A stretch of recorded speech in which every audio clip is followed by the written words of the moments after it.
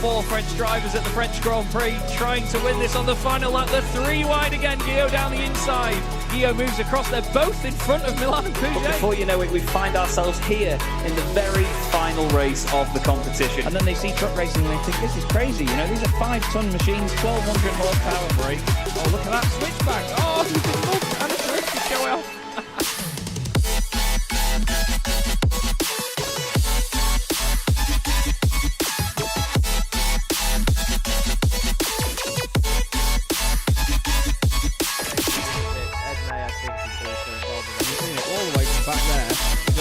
Ben Gregory now, I love it. 10.5 minutes gone. Senna Lanson tries to go for the race lead.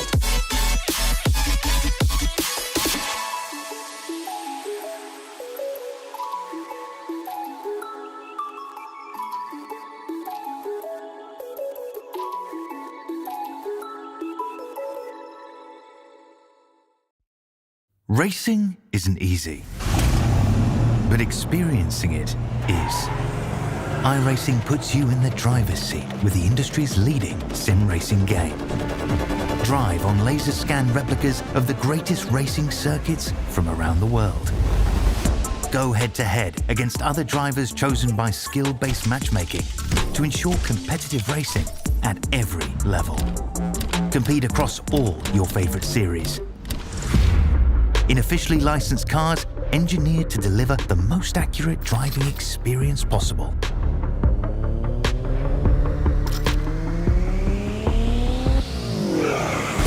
Join a race or host your own with players from across the globe. Race against the computer or in a league with friends. Feel the thrill behind the wheel. Visit iRacing.com.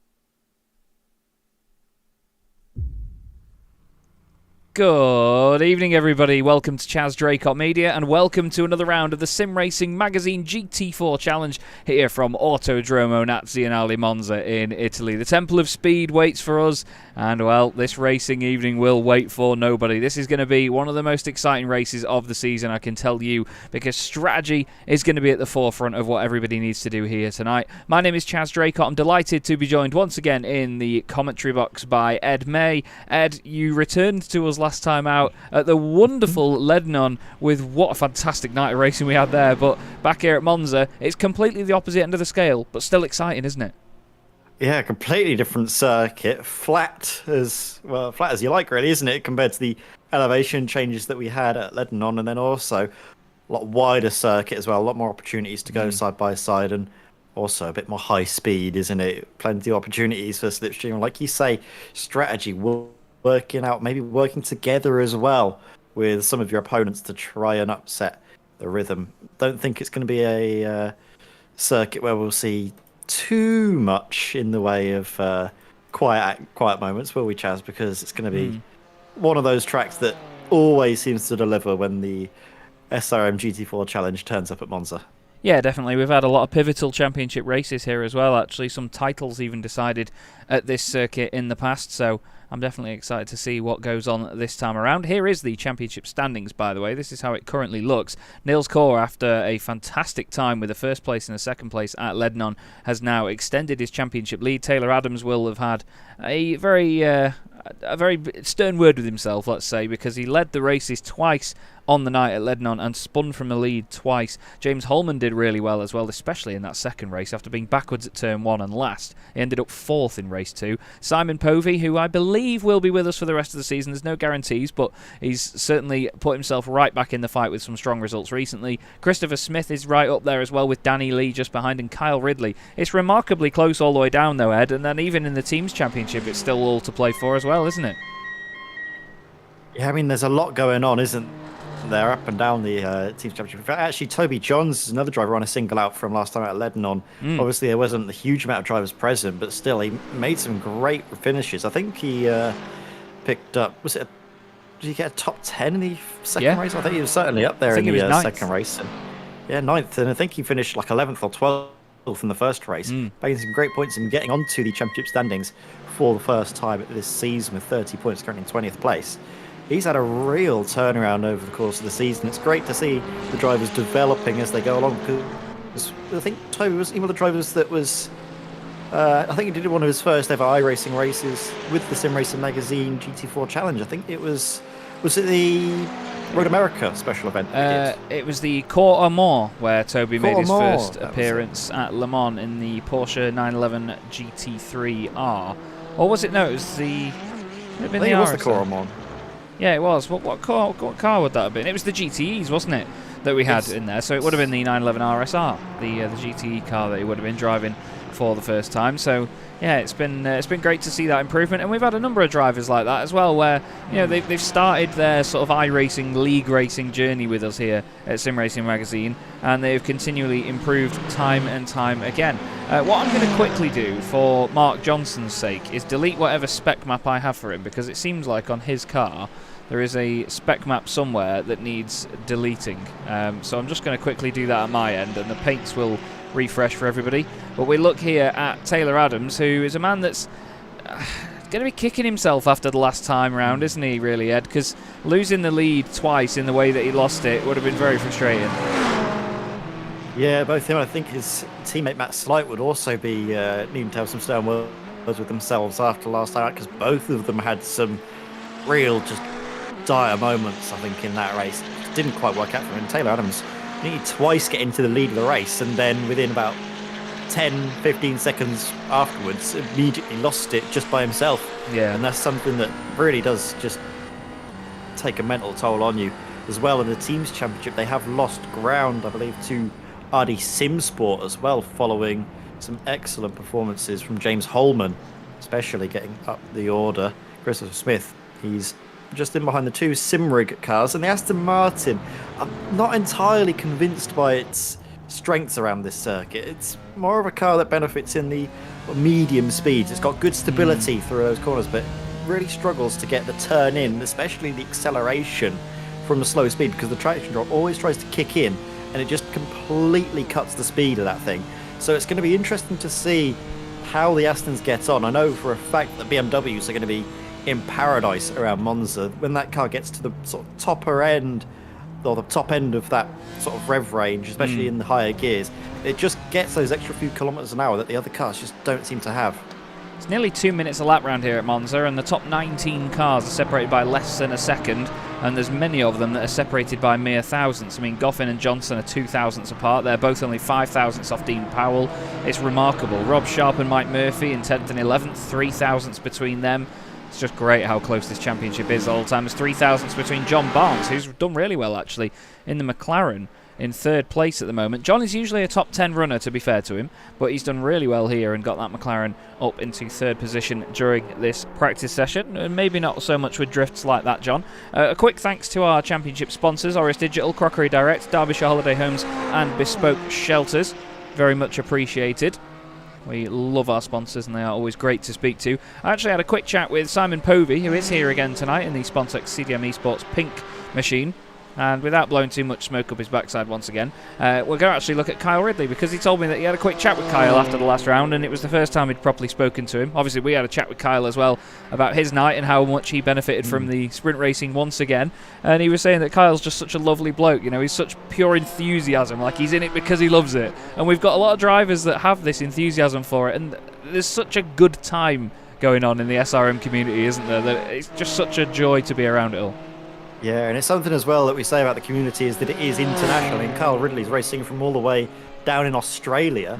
Stephen Burns' teammate, opposite end of the world completely to him, up in Scotland. Yeah. And it's amazing how you can have two teammates from complete opposite ends of the world together racing at the same time here in the Sim Racing Magazine GT4 Challenge. I mean, it is just, like you're saying, Chaz, just a great community, and it brings in people from all over. Yeah, it absolutely does. It absolutely does. Here is our championship leader, Niels Kaur, in the BMW as the session completes. Cars will all disappear in just a moment's time, but Niels is going to be just hoping to hold on a little bit tonight. I think he's going to be one of the drivers that really uses the BMW's pace to his advantage for sure, but you just need to wait and see what other drivers around can do. And typically, as we usually get from the Regenta cars, they are the first two out of the pit lane. Those two McLarens will work together to slipstream each other and get a solid time on the board. A bunch of BMWs going out together there. Niels Kaur in the middle of that with Dennis Van Beelen in there with him. Fausto Pinto returns tonight, which is good to see. We've also got a return for Dominic Brennan. Let's not forget that Dom Brennan missed the round at Ledenon. He's actually been a championship contender in most cases here.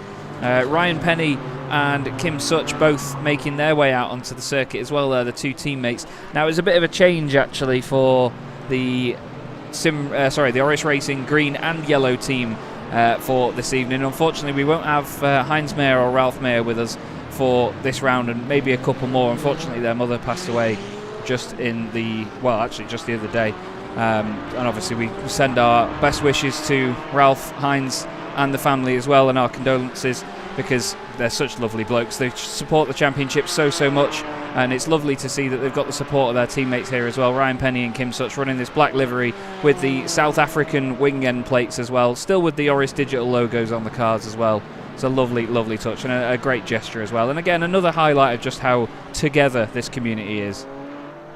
Yeah, it's really wonderful to see the sort of community coming together, especially Kim Such and Ryan Penny there showing support for the two Myers in what is undoubtedly a tough time. And of course, both mine and Chaz's thoughts are with the family as well. So this is lovely to see sort of that togetherness issued out for the Sim Racing Magazine. We have some action coming out on the circuit as well. Some cars getting ready to start laps. Out towards the front, it's the two Regenta Sim Racing cars, and this is something that they'll need to do, is to work together in this qualifying session, because they've timed this perfectly. Look at the gap they have to one another. Yeah, it means that Matt Slight has clear run all the way around this next lap and isn't going to be held up by catching the rear end of Taylor Adams too much towards the end of this first flying lap.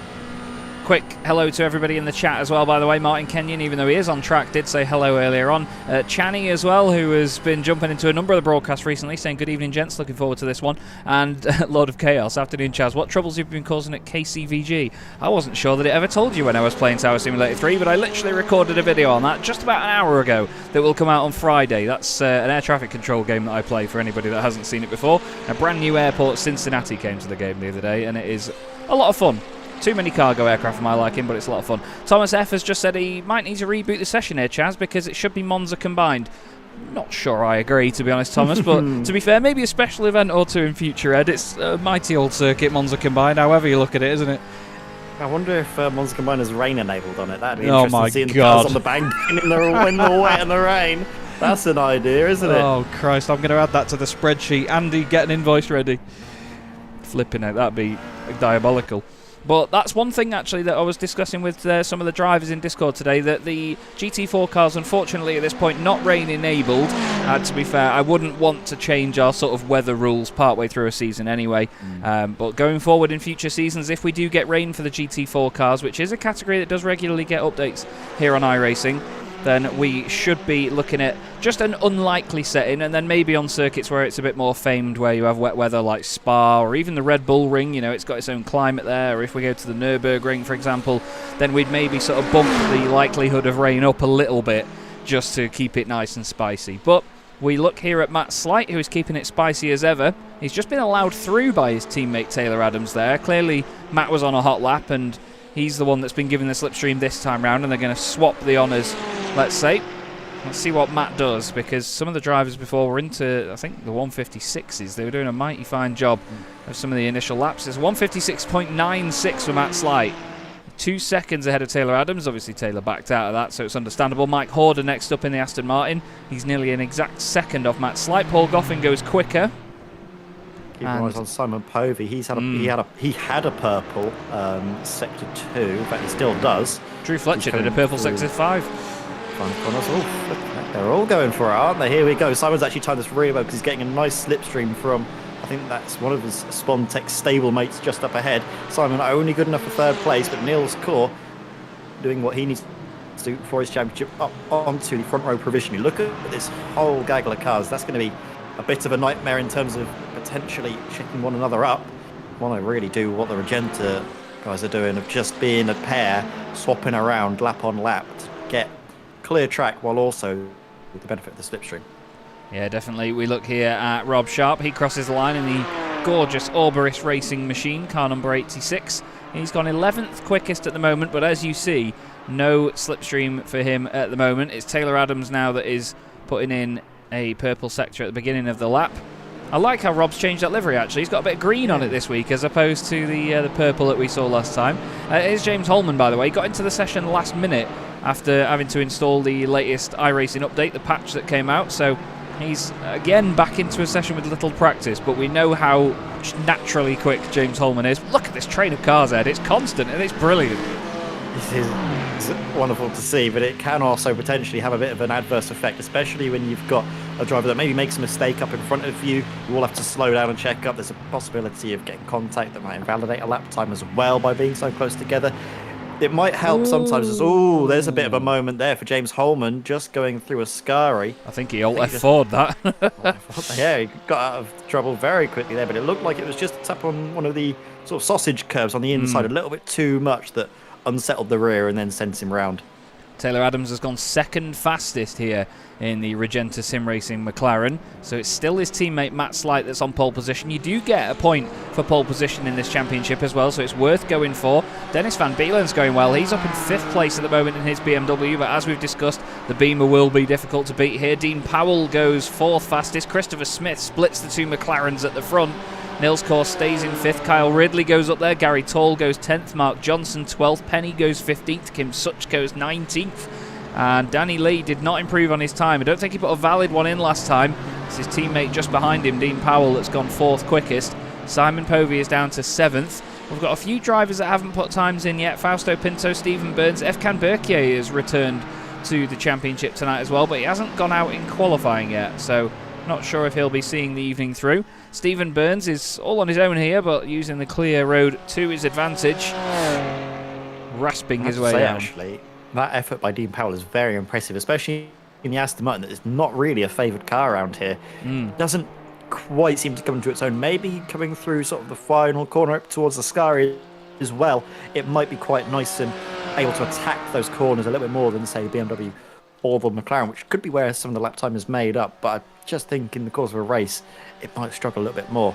The McLarens have impressed me really well. Those cars do tend to hot lap very nicely, as we've seen in previous seasons, but I just think the race pace of that BMW with Christopher Smith behind the wheel, and especially as well Niels Kaur in 5th, that could be a real sort of pair to watch, I think, in the race. Absolutely. Kyle Ridley as well, actually. Let's not count him out. He's up in 6th as well.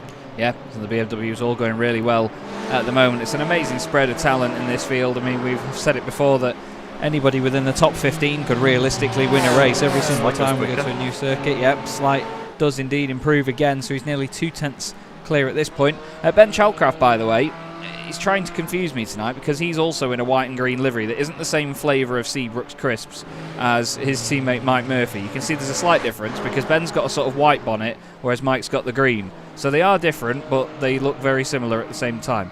So, yeah, Niels Kaur fastest. Niels Kaur with a 1:56.822 goes to the top of the times in this slipstream train. Ryan Penny's made his way into the top 10 as well.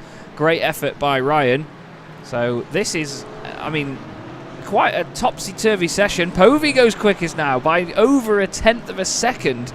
And what's terrifying about that is it looks like he didn't get much slipstream there, to be fair, Ed. But, I mean, it's incredibly close all the way down. It's difficult to know what happened earlier on in the lap, but he does have a nice healthy gap too. I think it's at the Legend, or is that the Martin Kenyon Spirit of Yorkshire Racing car just up ahead? So that is Martin Kenyon just up ahead. But that is a very impressive lap time by Simon Povey. As we're accustomed to seeing, of course, it's very rare that we don't have a qualifying session ending with that man on pole position. But he actually had a very strong outing at Ledenon as well, did Simon. And Yeah. you do have to start to wonder if he is able to make the remainder of the rounds of the season. Could we potentially see him make a charge for the championship? There's still a long way to go. Yeah, absolutely. Still a few sprint rounds left as well. We've got Jerez in a week's time on the 26th of March. That's going to be an absolute blinder of a meeting. We had a real belter there in Season 3. James Holman won that race against all odds in that little Porsche. And what a night that was of racing. I really enjoyed it at Jerez, and I look forward to going back there now.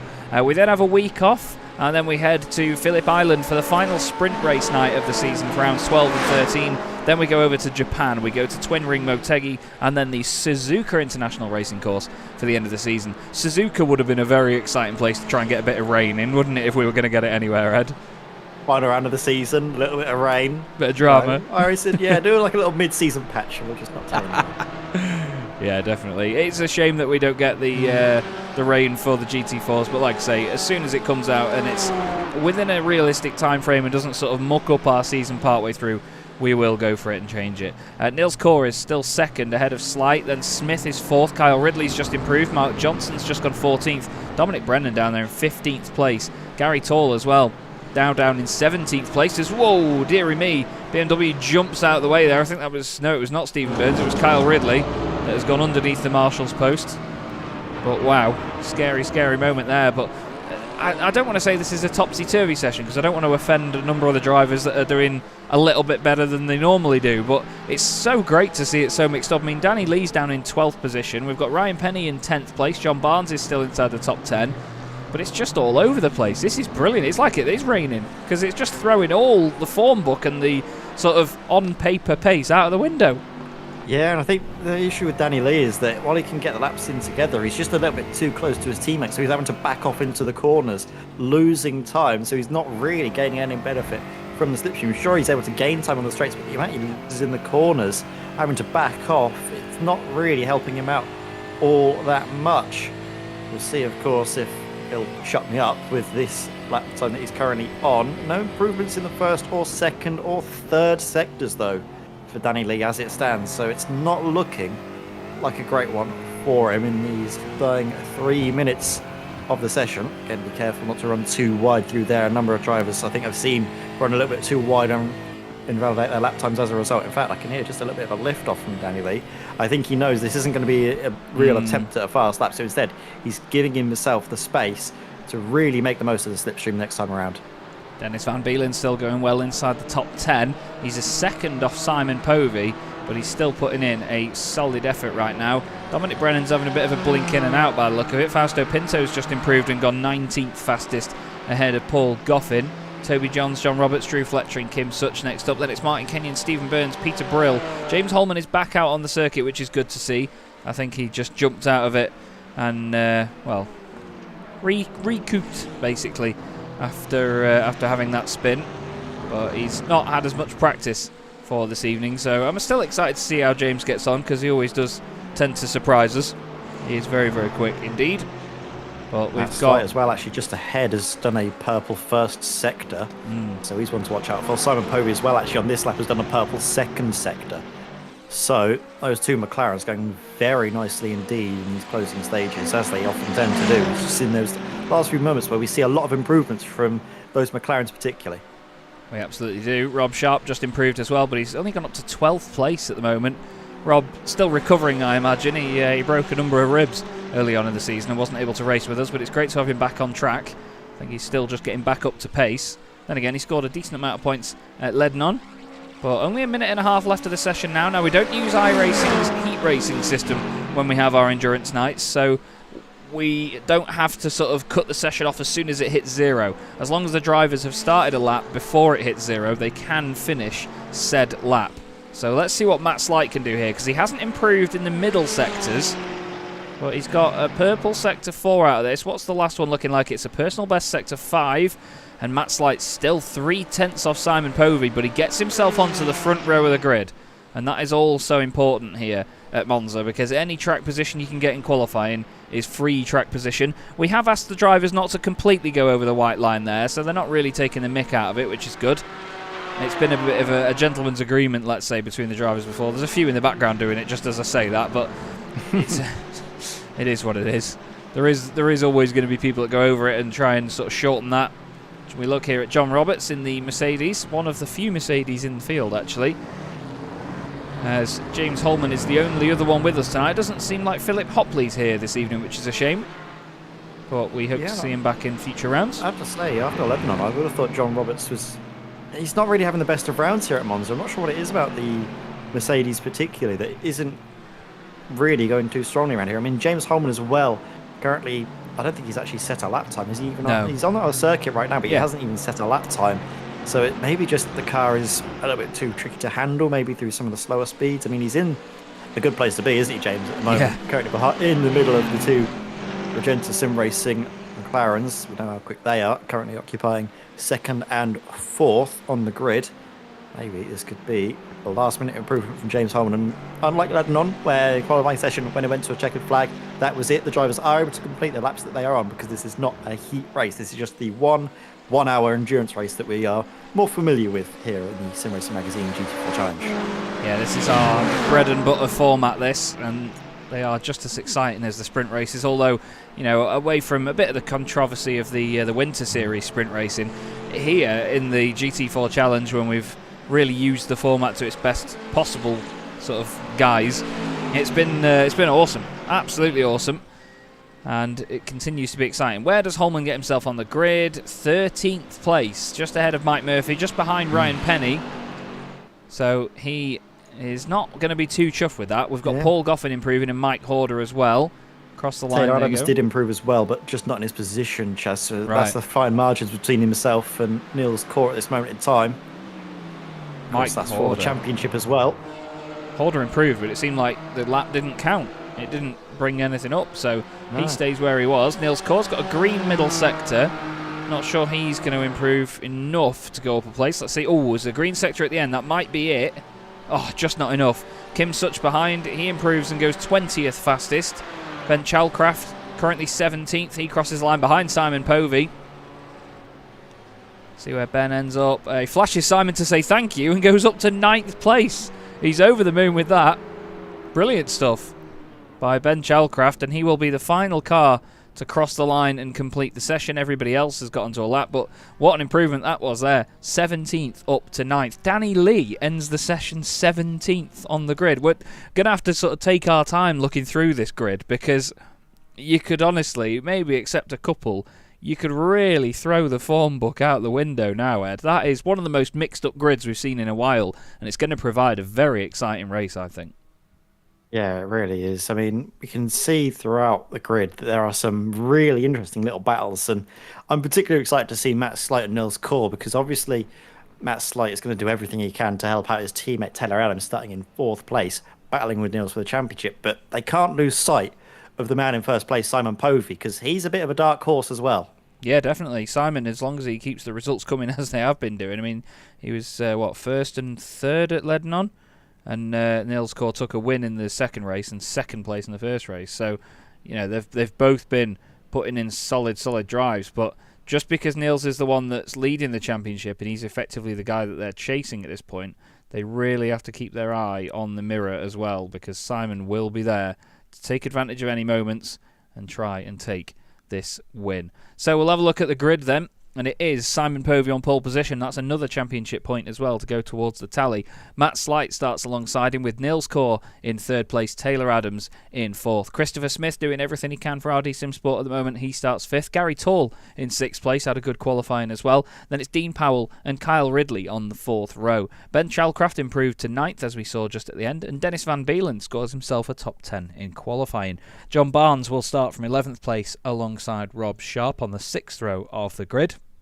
We then have Ryan Penny, 13th. I think that's Ryan's best qualifying of the season. He's just ahead of James Holman, who was eventually bumped down to 14th. Mike Murphy and Mike Horder make it an all-Mike row 8, ahead of Danny Lee in 17th position. Mark Johnson in 18th. Dominic Brennan down there in 19th as well. with Kim Such in 20th. Fausto Pinto is 21st, ahead of Paul Goffin. He's going to also hope that he can move forward from there. John Roberts is 23rd, with Toby Johns in 24th. Then it's Drew Fletcher, one of the championship sponsors for SRM Yellow, ahead of Martin Kenyon, with Stephen Burns in 27th, joining Peter Brill on row 14. Efkan Berkier did not set a time, and I don't believe that Efkan is taking to the start of the race either. He hasn't lit up on our timing software just yet. They all start down here, Ed, in this very cosy section before Ascari. I remember shooting one of the previous trailers for this championship from down at this end of the track, and it's a very intimate little area of the track here. It's the most hidden away piece of it, I think. Yeah, also I think is probably the tightest and narrowest part of the circuit as well. Can fit about 3 cars, 4 cars maybe wide, whereas other circuit can easily fit about 5 or 6. Hopefully we won't be seeing action that wide though going into turn 1 on the opening lap, and they will keep it nice and clean. Who's your money going to be on for the opening phase of the race, Chaz? I think it'd be daft not to put it on Povey, to be honest with you. I'm not the happiest bunny in the world from a Spontex CDM Esports point of view, because Efkan Berkier has not taken the start, but 2 other cars haven't either, and they are both Spontex CDM Esports cars, Dominic Brennan and Gary Tall, seemingly boycotting the start of the race. Not sure what's happened there, whether it's been a technical or not. I think it's strategic. You reckon? Because they are anticipating a lot of drama and carnage in the opening phase of the race, especially into turn 1. Turn 1 at Monza on iRacing is a bit infamous. Let's put it that way. So it's a meme. yeah, they're going to be they're going to try and stay out of trouble, I think. And well, there are maybe better ways of going about it. I suppose that is the nuclear option of just not taken to the start at all. Well, they've not even appeared in the pit lane yet, so I'm not sure how early or late they can do that, but we have our entire grid. Look at all the SRM banners. Don't they look pretty? All coming down to Curvet de Alboreto. I've just seen, Gary Tall had an upload packet loss issue. Same with Dominic Brennan. Oh, goodness me. They all seem to have some sort of packet loss issue. Gary's technical issues have been hereditary, it seems. Anyway, coming to the line, Simon Povey and Matt Slight in the McLarens on the front row get round 10 of the Sim Racing Magazine GT4 Challenge underway. The field pans out down this incredibly wide start-finish straight, and let's just listen to them go. We've got 3 wide in the middle there as well. Mike Murphy watching Rob Sharp as James Holman goes to his left-hand side. Go further to the front, though, because Matt Slight looking to take the lead from Povey, is he? No, he doesn't do it this time round. Let's see if there's any shenanigans in the middle of the field. I think everybody has come to a stop. Johnson is around, and Mike Murphy, I think, was sat in the middle of all that. Or was it Ben Chalcraft? I think it was Mike Murphy. Danny Lee went down the inside of him, and then they both sort of came to a stop. Johnson decided he was going to be the one to make the corner, and unfortunately the Aston Martin faces the wrong way. But Povey got a clean start, and he's nearly 0.8 of a second ahead. And importantly, Taylor Adams is ahead of Niels Core in the opening section. Very, very nice there. As looking up the inside, is that John Barnes on Dennis Van Beelen? It is, up into 9th place. Good start from the 777. Dennis Van Beelen staying in 10th place. That was where he qualified. James Holman off to a wonderful start of 3 places. Not a little. I mean, my God, had an even better one, didn't he? Up into 12th place, up 4 places. Some of the biggest movers actually. Drew Fletcher and Martin Kenyon up 5, along with John Roberts and Fausto Pinto, all making big gains at the start of the race. We'll have a quick look back at what happened down there at the first corner. Because you could just see they ended up going 3 wide. I think if we jump up to the chopper cam, and we have a look here at Danny Lee in the Aston Martin, the white and blue Aston on the right. I think the check-up happens in front because they're already 3 wide. It's Rob Sharp, Ryan Penny and James Holman. Mike Murphy, you can see, is backing out of it there because he knows there's a bit of potential drama coming. Danny's a bit later on the brakes, and he sees that little gap, and I think actually, no, he has to get out of it because they stop, and then, I don't think Johnson expected them to be 3 wide, that's all. Easy to do that though, Ed, isn't it? Very easy. Very easy to do. In fact, actually, while people might look at what Danny Lee did as a little bit questionable, going up the inside so late, because of the speed that they were all travelling at, he was, I think, more worried about maybe getting a whack from behind, going so slowly and so sort of just tight angle in towards turn 1 that he saw a gap up the inside and just quickly darted into it. Worked out for him, of course, kept him out of trouble and out of damage at least. We're going to be seeing a lot of these, I think. Little moves up the inside into turn 1 as well, probably from these cars, the BMWs that are very quick. BMW on BMW though, a little bit of friendly fire between the pair of them. Of course they are teammates, even if they are racing in the same bit of kit. It's a Brill having a little tussle with Stephen Burns. And Stephen managing to make the move stick around the outside. All the cars have managed to make it onto the circuit now following their disconnects, although Dominic Brennan does seem to be blinking in and out a little bit on my time software. I'm not sure if it's the same for you, Chaz. Yeah, Dominic's still blinking in and out here and there. He is running though, but Efkan Berkier and Gary Tall unfortunately not making it out onto the track, which is a big shame. But inside the top 10 it's all very busy, as you can see here. There's a big train of cars all together. To be fair, I'd say it's about the top 18, I think up to John Roberts there. Then Kim Such is a few seconds back from them. Don't forget the top 20 score points. Simon Povey is going to be hoping that this gap that he's got at the moment, which is just about a second, continues to grow. But Matt Slight is holding the fort in second place. Whoa, wobble there from Kyle Ridley as he came out of Ascari. It's a mighty scary corner in cars like this. But it's great exciting stuff in the opening laps. Look at that beautiful train of cars glistening away ahead. It's beautiful here at Monza. And to be fair, they're all going to start to settle in now, aren't they, to this sort of idea of where the strategy might leave them, who's going to be in whose slipstream, and how to move forward from there when the pit stops come around. Yeah, it is all going to be about working the magic in the pit stops, lifting and coasting potentially into some of the heavier braking zones as well. You can see Simon trying to move around, not abruptly, but just enough to force the other cars to weave around and follow his slipstream. Doing all he can to break the toe, but of course it's so difficult to do here at Monza. Up the inside. Ooh, close to contact. James Holman making that move on Ben Chalcraft. Move there by James, currently up into 10th place. Didn't have the best qualifying, did James? Not what we expect to see from him, but he's certainly making good progress during the race. And of course, if there is any circuit where you don't really want to qualify the best and make up for it in the race, it's going to be Monza, because it's so easy to make a move around here. Absolutely is. Unfortunately for Ben, that was the second lap in a row where we'd watched him be overtaken at turn 1, so he won't forgive me for that.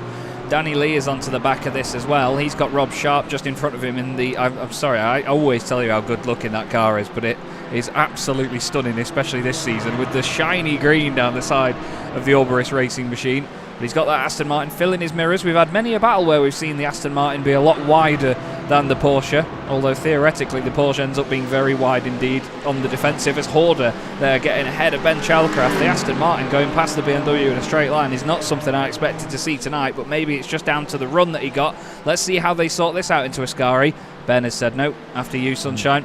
Mike Horder goes through, and to be fair, he's another one where we didn't really expect to see Mike outside of the top 10. Whenever he's been with us in the championship, he's always a front runner.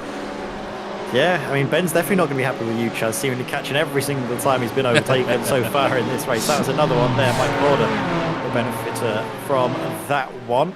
Up into 11th place goes Mike.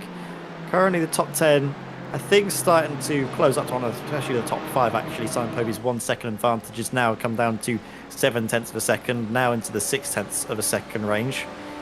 And it'll just keep coming down and down and down. He had a good start, but I think now it's... Okay, so look at him, he's really trying to break the toe, but there's no chance. Once they're within sort of 7/10, there's not really a whole lot you can do by weaving around to get them out of your slipstream. No, he's just got to be quick in the chicanes, in the twisty bits. He's just got to try and gain enough of an advantage there to get away from these boys. But as we've seen so far, I mean, since Matt Slight and Taylor Adams joined us in the winter tour, these guys have been an excellent addition to the series. I mean, the timing tower on the left at the moment isn't doing much for the Discord arguments of, oh, that McLaren's too fast in a straight line, or, oh, that BMW's too fast in a straight line, but I'm not going to listen to anybody.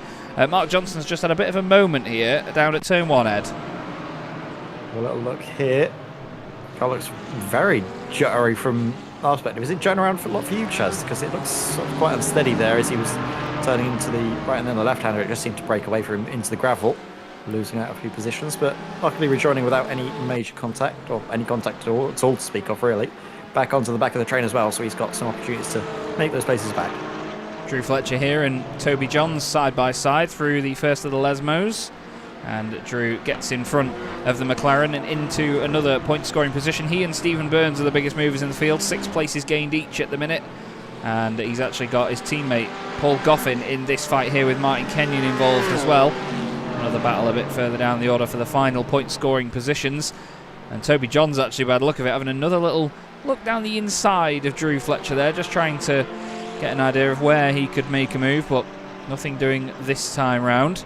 Simon Povey at the front, though, doesn't even have half a second over these boys at the moment. The timing hasn't completely updated, but it was it's actually gained about a tenth through the last corner. It was 0.47 when I clicked on him. But Nils Kaur is sat patiently in this because he's got his main championship threat, Taylor Adams, right in front of him in the McLaren. And to be fair, we've seen Nils do this before, where he's really good at fuel saving, he's really good at the strategy. I mean, look at the amount of lifting he can do there. Christopher Smith will play ball with him as well behind, so these two aren't going to be a massive threat for overtaking the guys in front. And there's not really anything you can do to respond to that, really, is there, Ed? You can't just go faster and use more fuel. You can't really sort of back them up into anybody. Nils and Christopher are in a fantastic position right now to make a strategy work. Yeah, I mean, the only thing you can do, which is the one thing racing drivers hate to do, is give away the position and let them lead. Exactly. And they're not going to want to do that at all, because track position is going to be so important when they're coming into the pits and getting into their pit boxes. It's so key, and that's sometimes why we see in these races, about a few minutes before the drivers are expected to come into the pits, they get a little bit more racy, don't they? They've saved the fuel, and then they decide, right, try and get one extra position out on the circuit. It helps you out a lot in the pit lane. There's just been a great amount of swapping of positions between Paul Goffin and Martin Kenyon here. Paul goes down the inside, nearly hits Stephen Burns, goes in deep, Kenyon gets in front, then Goffin gets his nose back in front. The two of them are right together on the exit of the chicane, and Martin Kenyon, using the slight inside line towards the Curva Grande, just about gets the Aston Martin in front. Great bit of racing. Oh, and Paul's actually had a moment. He's just been off the road, unfortunately. Oh, thought I'd gone a bit too far back. Oh, just a bit too hot through the Lesmos. And it's easy to do that, actually, because the exit of that corner is almost blind, isn't it? It really is. I mean, those corners, they come at you pretty quickly, don't they, Chaz? I mean, most corners do in this circuit because of the speeds they're traveling. Look at this little battle. It's going to be side by side. Could be going 2 by 2 into the Parabolica. The inside is Danny Lee at the rear of this trail. Oh, he's found the gap just about. Is he going to follow the Porsche through? Get another overlap on the BMW. Ben's going to kill me. That's another overtake that you've caught on Ben Chalcross. It's like Rob sorry, Sharp Ben. He's not there. Headway. He's not there. Just zoom in really far and ignore that BMW's there. Danny Lee going down the straight, not overtaking anybody at the moment, just sitting in the slipstream of Rob Sharp. There's no BMW to worry about at all. To be fair, Danny could actually make this work on Rob if he's brave enough on the brakes, but no. Gets in front. Ryan Penny has to slam on, but then Mike Murphy becomes a part of this as well in the Seabrooks liveried Minardi SimSport BMW. And this is just outside of the top 10, actually. This is down to 16th position, which is just amazing. These guys are normally battling a little bit higher up than that. Martin Kenyon in here with Mark Johnson. The two of them getting very friendly through the chicane. Martin's going to be praying that at some point in this race he can just get through that chicane without somebody trying to have a go at him. But he's having a good, busy race as well, which is lovely to see. Martin's not scored any points yet this season, so he's going to be hoping for a bit more drama further up the order. Not that we ever do wish that upon our competitors, but still, it would benefit him greatly to get some championship points on the board. He's only a few places away from doing that, so let's see if using a bit of strategy he can gain some places later. Kyle Ridley leading this train at the moment here, Ed. He's got Dean Powell, John Barnes, Dennis Van Beelen, James Holman and Mike Horder all behind him, and Kyle is the one that's giving away free slipstream at the moment. Yeah, see me helping out those in behind. He has lost a little bit of touch to Christopher Smith and Nils Kaur ahead of him. That gap now up to 3 seconds. Looks massive from here. It does, doesn't it? That just shows how much distance these cars can travel within 3 seconds. And look as well, actually, I think is Danny Lee looking for a move on Rob Sharp. The two of them are swapping places on our timing sheet. Around the outside for Danny Lee. Carrying a lot of momentum through the Parabolica. Lots of speed as well. Rear end getting a little bit happy. He's hitting the slip angle very nicely to carry the speed through and out of the corner, but now he's going to really struggle because all that hard work to get the position is now going to benefit Rob Sharp. I thought for a minute there was going to be a bit of bump traffic. I thought he was going to hit him. He's the opportunity for an overtake and up the inside. Is there really a whole lot that Danny Lee can do? Not exactly, so he's going to lift off and just let the Porsche take the position back. I thought Rob was going to absolutely nail him in the back end then with that Porsche, but Rob's a very wise racer. He knows what he's doing. He's actually back to where he started the races, Rob. He won't be happy with me reporting that, but still, he's involved in the fights and he's getting back amongst it, which is great to see. I hope we get to interview Rob again at some point in the near future, because he's always such a fantastic interviewee. As Danny Lee, again, there's the famed Danny Lee sort of glance down the inside. We've already, in half a season we've been commentating on him, we've already picked up on this. He does have a little look down the inside every so often before you get into a corner, but it's great mind games, isn't it? Because even though you know that, like, even if you're the driver in front, you get used to that. You know that he's going to try and just have a look, and he's not really going to go for the move. But it still gets in your head because it just has you thinking about them, doesn't it? They call it living in your head rent-free, don't they? And that's what he's doing. It works with Danny Lee as well, because if he keeps looking up the inside and never making the move, the drivers aren't going to bother defending. Yeah. Even when he goes to the inside. Ooh. So when it comes to it, ooh, that was close. Like that. I think that was pretty much like that. Yeah, he was caught himself out with that one, looking up the inside. And wow. Then I'm sharp braking a touch too early for his liking, then basically having to commit to the inside line. That's also potentially why he looks to the inside. So if the car head does brake a little bit earlier, he's able to go up the inside and take the position. He's already primed himself. Yeah, exactly. Smart thinking. Ryan. 5-dimensional chess. Yeah. 3 moves ahead. There's running a little bit wide out of Curva de Alboreto there. We've got Ryan Penny on board here with Ben Chalcraft just in front. He's trying to get past Rob Sharp, and you can see he's literally pushing the Porsche. He's proving the point to Rob there that I'm not going to slipstream past you, Rob. I just want to shove you closer to the back of that Aston Martin. Let me use the horsepower of this BMW. He backs out early. Ryan Penny's actually having a little bit of a look now. This is a great quintet that may be a sextet. Is that the wrong? Yeah, sextet with Fausto Pinto joining them as well. John Barnes has just lost a place or two. Dennis Van Beelen and James Holman have both just got past him. I wonder if he had a slowdown or something, because now his teammate Mike Horder's either going to crash into him, knowing Boosted he probably will, or overtake him. That wasn't a dig at Boosted, by the way. Good friends with the team and have been for a while, and they do like to crash into each other. It's a bit of a joke. Oh, Mark Johnson, around at the chicane for the second time this race. He's having a bit of a busy time. Let's just listen. I do love the sound of that Aston Martin. It makes a fantastic racket. And, just over the curb. Oh, he's just overdone it on that sausage curb again. I'm not going to complain listening to it again, though.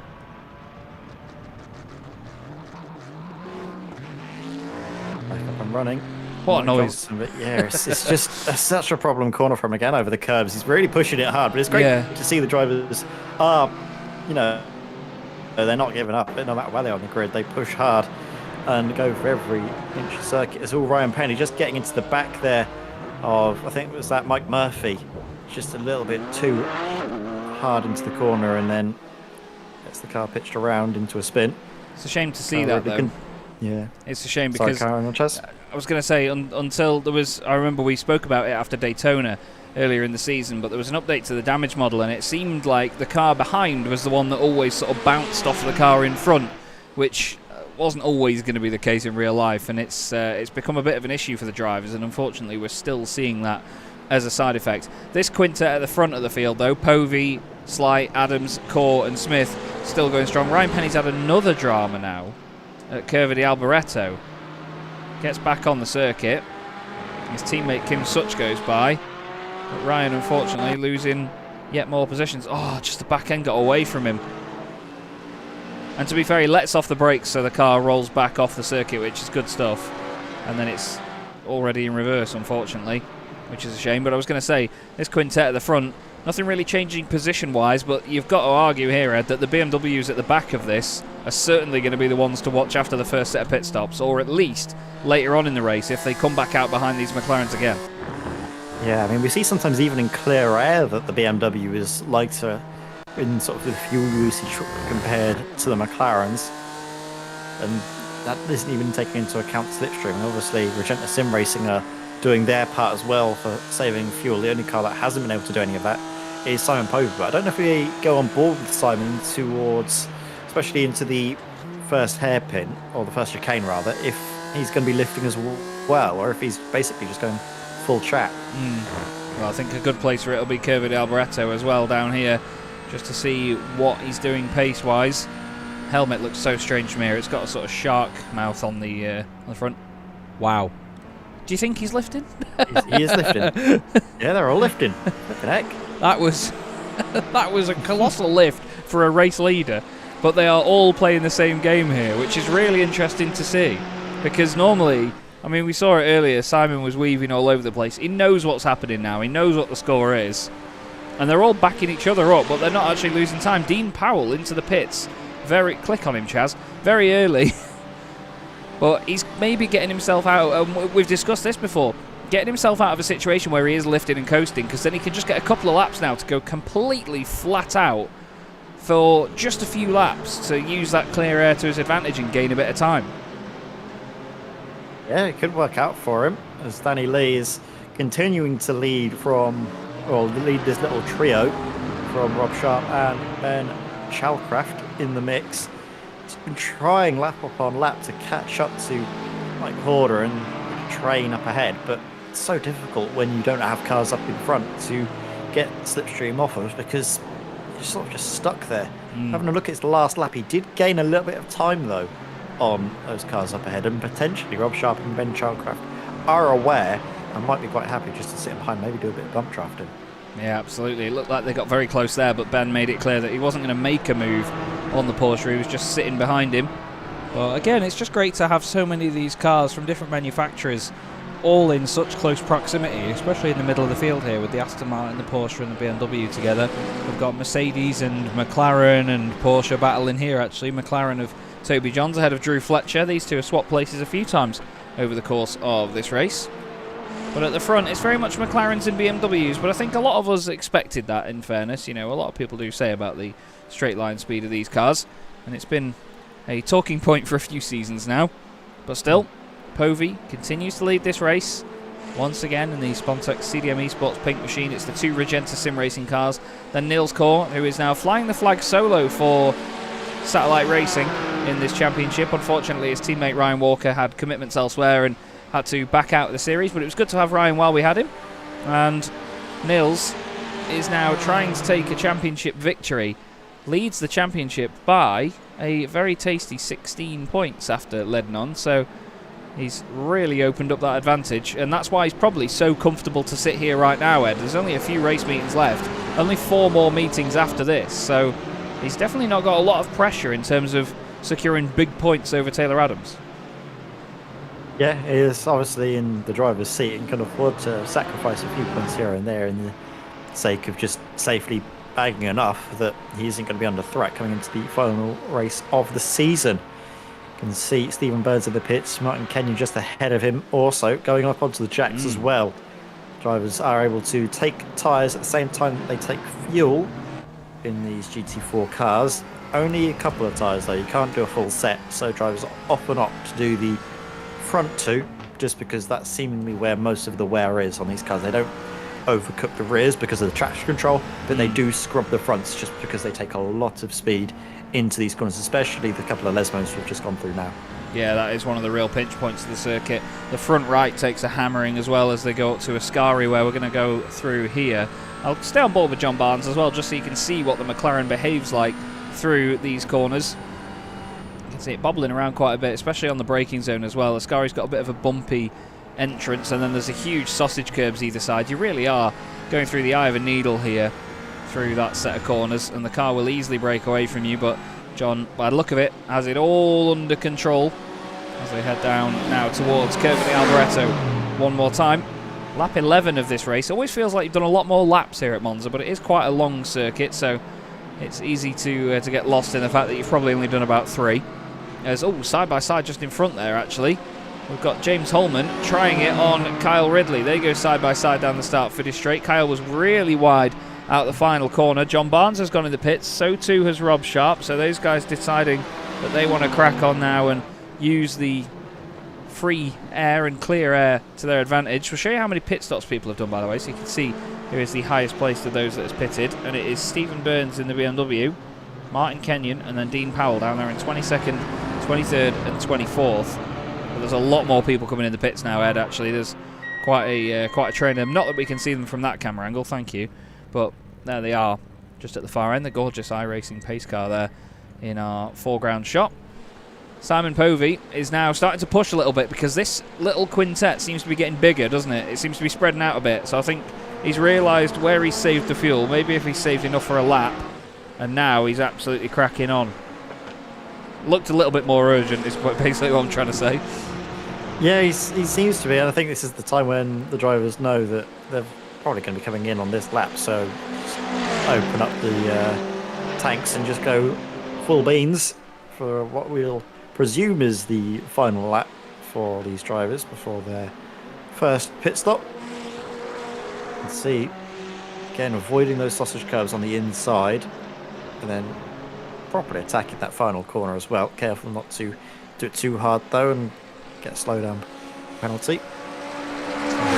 Matt Slight has actually really caught up to us. That was a really nice run from Matt there, and he's going to be pressuring Simon potentially into the pits, or maybe even in towards turn 1 if they carry on for another lap. In fact, Matt Slight staying very tight. I think he's going to be coming into the pits. Will Simon go as well? Yeah, looks like it. So, pit party time, everybody. Taylor Adams and Nils Kor carry on. Now, we saw this at Road America, that Taylor Adams can really make this McLaren work when it comes to fuel. And he is trying a strategy here. I don't think Nils Kor would have been expecting him to stay out with him. But Nils Kor, as we expect, is one of the absolute masters of this. I feel as well like Christopher Smith would have been saving fuel where he was, but I think maybe he's calling a bit of a bluff here from these guys, and he knows that as long as he stays in that pack with them at the front, he sort of matches what they do in the first stint. He's then going to pull out the real joker at the end of the race, basically. John Barnes is the highest place that's pitted out of everyone else, but Simon Povey already Simon's done what he loves to do. He's done this time and time again. He short fuels this first stop to get enough of a gap to be out the slipstream for the cars behind. Look at that. I know, because he does this to me when in the first season at Spa, when I was in his tracks constantly throughout the race, just slipstreaming along because Spa's just a wonderful circuit for that. And then first round of pit stops, he takes about 5 seconds less than me, disappears off into the distance. Then at the final stint, I come out, I have a short pit stop, but still not enough to catch him. He's still 2 seconds out in front. I can't slipstream him, and he goes and wins the race. That's just Simon for it. He loves doing that. And I was wondering if anyone was going to catch on to it, but I don't think the likes of maybe Matt Slight have raced with Simon enough to know those sort of strategies and those moments where he decides to do it, because he doesn't do it every single race. No, but picks on his circuits like Spa and also Monza, which are very slipstream dependent, he goes for it. And there's not a lot you can do apart from just see him do it and then immediately say, right, no more fuel, off we go, chasing that man. It's very entertaining stuff. These guys are bound to come in the pits this time round. It's very hard to save more than a lap of fuel here at Monza. A quick hello, by the way. LOC has mentioned in the chat that pop-up thunderstorms at random times in a race would be interesting to watch. They certainly would be, my friend. Tom Weston, evening Chaz and Ed, he says, great to see you, Tom. Hope you're doing well. It's been a while. Gary Tall mentioning in the chat that iRacing disconnected just before gridding, so he wasn't able to get in. It's a real shame, Gary. I hope that you do manage to catch a break at some point. We have Simon Price in there saying, it's been a while since I've watched the Crisps versus Cleaning Products Championship live. He's not got a bad point there, to be fair. Kenjo Racing saying, let's go Chip team. I know what you're on about, Chips, Kenjo. The Crisps over this side of the pond anyway. Ralph Mayer in the chat as well saying, wow, lots of trains. Absolutely, mate. It's been a fantastic, very Monza-esque race so far. And obviously we send our thoughts to you and Hines as well, Ralph, as we mentioned earlier on. We know it's a difficult time for you guys, and we really do hope you're okay, and we love and miss you. Matt Slight is now flying down the start-finish straight here with Taylor Adams and Nils Kor coming out of the pits, and they have breezed past them. Look at that. They have absolutely flown by.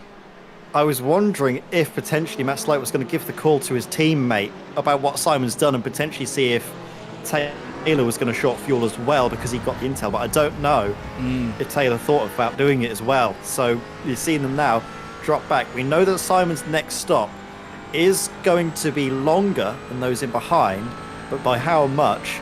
And will he still have the sort of 2-second lead that's so important around here to be out of the slipstream?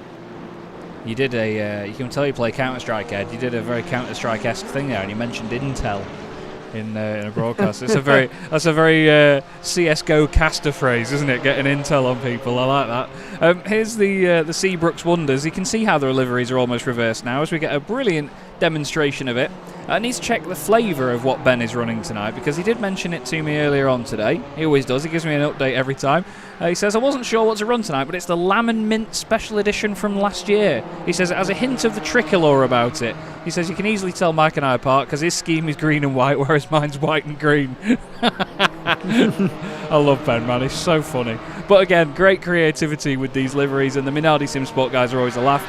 So we've got the onion rings on Mike Murphy's car, but also lamb and mint crisps, I imagine, are very, very good, actually. I'm kind of gutted I've not got a pack of them with me right now.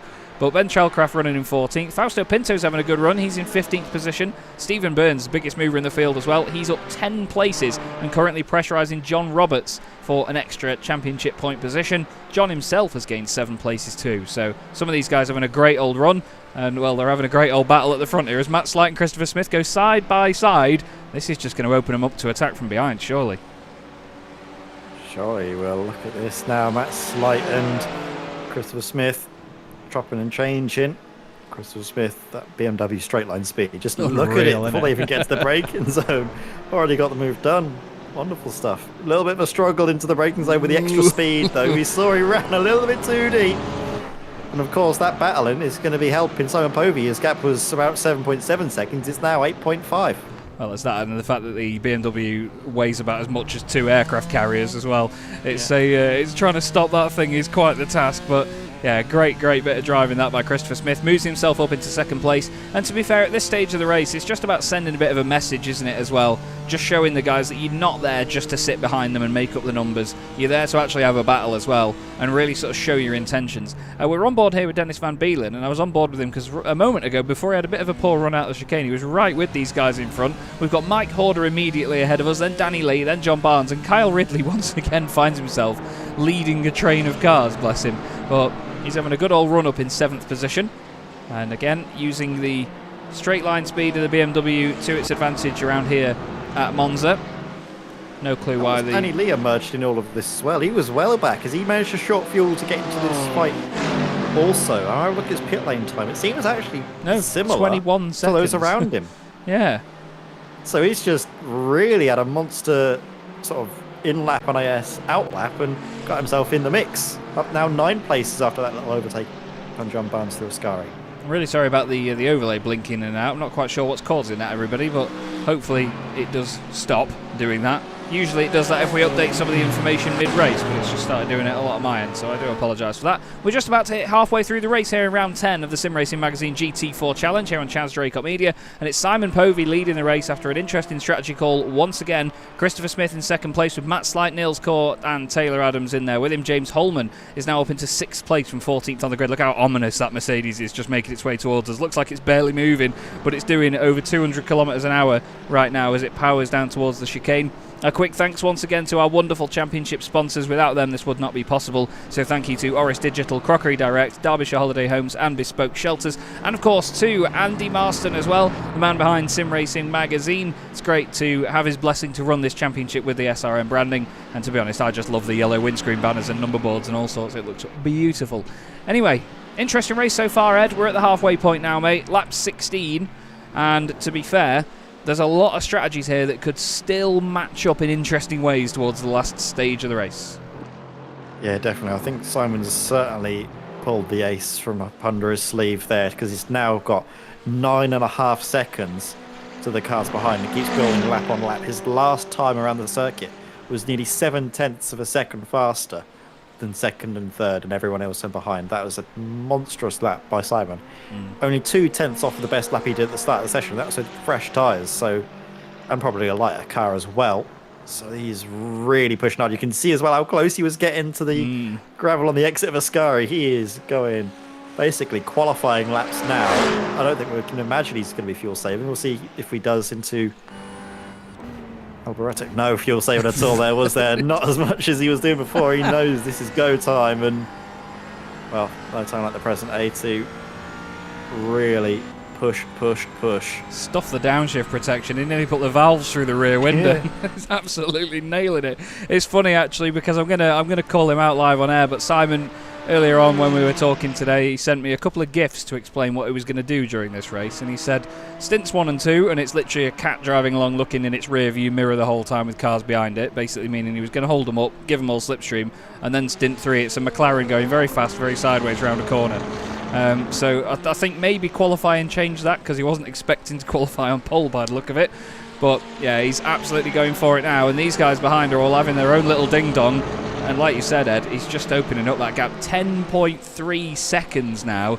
And let's not forget, the difference in pit stop times was only 5 seconds earlier on. So he's not lost 5 seconds. He's not lost 10.5 seconds in the pit stop.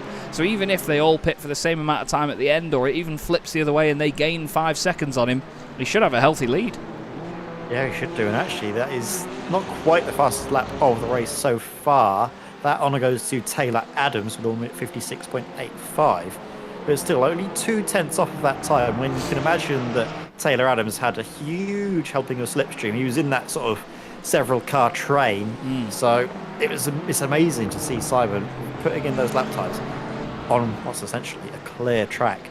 He is not hanging about for anyone, nor is Danny Lee really piling pressure on Kyle Ridley.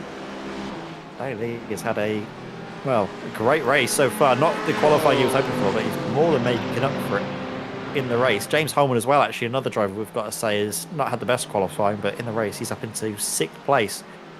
Really good run of things for that Mercedes. But we know as well that James Holman, he seems to come alive in the races, doesn't he? Maybe not over one lap, but in the races he seems to manage it really well. Yeah, that's the thing. You've got to be able to adapt and manage your race bit by bit as you continue to go on here. And while James hasn't always had the best qualifying because he's not had as much time to practice. Simon's lap. Sorry, Chaz. Oh my goodness. That is... Sorry to go across you, but that is ridiculous.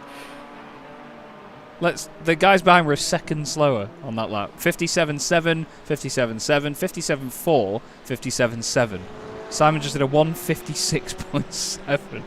That's qualifying pace. That's nearly pole time with no slipstream. I feel unwell. I feel sick. I'm just going to quit now, everybody. I'm not looking at him. Danny Lee is involved in this big scrap. Kyle Ridley's just in front. There's been a lot of position changing going on here, actually. And there's some great battles in this midfield. This is why I love Monza, because the slipstream, it doesn't always guarantee an overtake or guarantee people an easy ride, but it keeps the field together, doesn't it? It really acts as a great leveller at tracks like this. That's why we love coming to them, isn't it? Yeah, it is. It is a bit like rain, really. The slipstream is the great equaliser in terms of the drivers and how they have to battle one another. It's a very different sort of race, the tracks like here and Spa, than there is at, say, Ledenon, or even to an extent Silverstone, other circuits where it's a little bit more twisty-turny. Here, it's all about just making the most out of the corner exits, and then also being coy with maybe backing off at certain moments with the slipstream, deciding to sort of almost position and time where you're going to be out of the corner. So make the most out of slipstream. You don't be right on the car's bumper coming out of a corner. You want to give yourself sort of a few cars length sort of run to get the benefit of the slingshot, to build up that speed so you can breeze on by. Yeah, definitely. It'd be really exciting for drivers to sort of sit in the slipstream the whole race and get really close to each other, but you've got to have a dig here and then. You've got to have a go and try and make the exit of a run work, or the exit of a corner. And we've got Dennis Van Beelen here side by side with Mike Horder. Oh my god, 56.6. Anyway, Dennis Van Beelen has just got down the inside of Mike Horder. 0.2 of a second between them now as Mike gets back into the slipstream of the BMW. But I'd argue here he's probably not going to gain anything on the Beamer because he's got slipstream of his own. And indeed, Van Beelen is getting away. Look at that. Unbelievable. He's got a McLaren in front of him, providing him with slipstream. The McLaren, one of the fastest cars in a straight line as well here. But goodness me, Mike Horder sees it as an opportunity to save a bit of fuel, brake how he wants to, and look, again, great leveller, because he now knows that Van Beelen in front of him has to back out of that. Still 23.5 minutes left to go here in this race, round 10 of the championship at Monza. Great entertainment once again here, Ed, and it's going on all the way down the order as well, because John Roberts and Stephen Burns are still close together. They've got Fausto Pinto just over a second ahead of them. There's even a battle outside of the top 20, which is Martin Kenyon and Ryan Penny. These two are close to each other on circuit. Ryan trying to recover after a couple of spins earlier, but what a great field yet again that we've got here. And such fantastic close competition. Yeah, it's great to see, isn't it? The battling everywhere you look, and that's part and parcel what we expect for the Sim Racing Magazine GT4 Challenge. I think we've kind of been spoiled as Danny Lee has had a bit of a moment there and dropped back several positions. He was, I think, up into 7th place and has dropped all the way down now into 11th. What has happened here to the Aston Martin? Oh. Just seemingly runs wide, and then that's the thing around here, because the cars are so close together, if you make one mistake, you're not just going to lose out on one position, you're going to lose out on a huge handful of them. I think that's hardware. I think something's gone on hardware-wise there, because I didn't quite catch it there, but the wheel sort of stuttered a bit to the left all of a sudden before he went into the right Lesmo, and then I was wondering whether he couldn't change up or down or something for a moment, but it seemed like it was in 3rd gear forever. But he seems to be doing all right again and back on it. Rob Sharp has now joined the party in the Porsche. He's right up behind these guys as well. Horder and Barnes right together with each other just in front of this, on board with the very loud Porsche Cayman. I love this little thing. Rob Sharp loves this car as well, and he certainly knows how to make it work. But look at this, there's constant cars just filling his view in front. Danny Lee on the right-hand side of Mike Horder. Danny is streaming his races once again on his own YouTube channel, and he'll be certainly giving the viewers a great, great watch tonight. I'm actually going to have to go back and watch Danny's race after this evening, I think, because he's been involved in so much. Oh, there's an issue. There is definite issues for Danny. The car does not want to go. It's almost like he's had his monitor go off or something. He doesn't race in VR, he races on monitors. But he races on monitors, yeah. I don't know. It almost seemed like he wouldn't accelerate out of the corner either. Maybe it's an issue with the throttle pedal, potentially. We're going to have a look into the chicane now. Way into the corner seems fine. It seems alright. Doesn't seem like he was in the right gear for that, though. I don't know if he's distracted by something else. Let's have a look. Yeah, it's not changing shifting. up. No, it's not changing up. He's having shifter issues. I mean, it sounds great, Danny, but come on. There we go. Yeah. Okay, that's probably why he was in the wrong gear coming out of the other chicane. Yeah. It just isn't. It's just not selecting, so he's having to oh, man. maybe hit it a couple of times to see if it'll work. Well, it is an Aston Martin. Nightmare. British built. Yeah. Yeah, that's it. It'll cover it together with glue and Bovril. I don't know. Make it work somehow. Well, Simon Povey, this is very early into the pits. The glue is Bovril. It's been left out for a few days. Yeah, Simon Povey in the pits. Nicely noted, Ed. Professional commentator Ed May here with local idiot Chaz Draycott.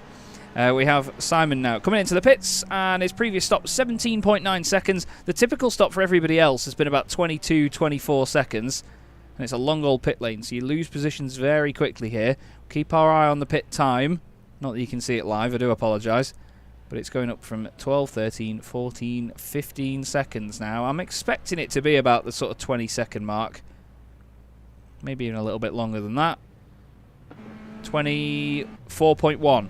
And the guys around him, 24.2, 24.7, 25 seconds. So, yeah, all he's done by the look of it is reverse the short the short stop and the longer stop, hasn't he, basically? Yeah, it looks like it to me. So he's basically inverted those two around to give himself the track space, but now we know that the drivers around him will have their shorter stops. I don't know if it'll be enough, though, because Simon's putting in lap times that were a second faster than everyone else, and this is looking like race over for Danny Lee. I'm not sure what's led him to be in this position, but that looks like a cloud of dust and a very battered and bruised Aston Martin. Does he just have another issue and decides to park into the wall? Oh no, that looks like it gets stuck on. Yeah, that looked like it disconnected. It snaps left, doesn't it? We'll see from on board. Yeah. Oh yeah. That wheel's gone. Send it back, Danny. Ouch. That is. Yeah, I mean, I was about to say that the issues with the shifters is basically our equivalent of a hardware problem, like a gearbox issue in real life racing, but in the sim. That's just, I don't know what the issue that would be, but that's just something not working a steering column or something just busted. Yeah. Tattooed Bacon, which is one of the best usernames I've ever heard, has said, I've just checked Danny Lee's live, stream, and he said, yeah, he's having issues sticking in gear and not shifting. So, yeah, it's confirmed. Thank you, Tattooed Bacon. Sorry, I don't mean to be a pedantic moron. That's a lovely username. He's It is. like our pit lane reporter. Absolutely. Tattooed Bacon. Oh, Wonderful. that sounds great, doesn't it? Chaz Draycott and Ed May up here in the commentary box. Going to hand down to our pit lane reporter, Tattooed Bacon. Oh, Love that's that. wonderful, that is. Andy, again, getting invoice ready. Christopher Smith and James Holman in the pit lane for RD Simsport, playing the same game here by the look of it. And as you can see, James stops a lot earlier. Oh, he's up on the jacks there. Very interesting. But once again, we have Matt Slight and Nils Core. Actually, no, sorry. Matt Slight has stayed out a bit longer this time. It was Taylor Adams and Nils Core that were out there last time, wasn't it? Those two stuck together. Yeah. Povy's gone past this lot already. Or I has he? imagine those front three should be able to keep going for a little while yet, about another maybe 7 minutes, I would imagine. So I couldn't see them coming to bits right away. So it's obviously stranger things have happened. Christopher Smith going out onto the circuit, but look at the gap to Simon Povey. It's about 6 seconds, isn't it? Roughly Yeah, there or thereabouts. 6.6, yeah. Oof. Absolutely So, gone. Simon's just from another planet, isn't he? He is one of them aliens that everyone keeps talking about on iRacing, because that was just astronomical pace that he was showing in that middle stint. With no slipstream, that's the mad bit. He does it with no slipstream, but it's just... It reaffirms why I'm not a driver and I'm a commentator instead, because I just couldn't do that. But it reaffirms why I'm a commentator now and no longer racing against him, because how can you stand up to that? I got out while I could. What's also tickled me is Simon Price saying, I hope you're married to someone called Tattooed Egg. fantastic, Simon.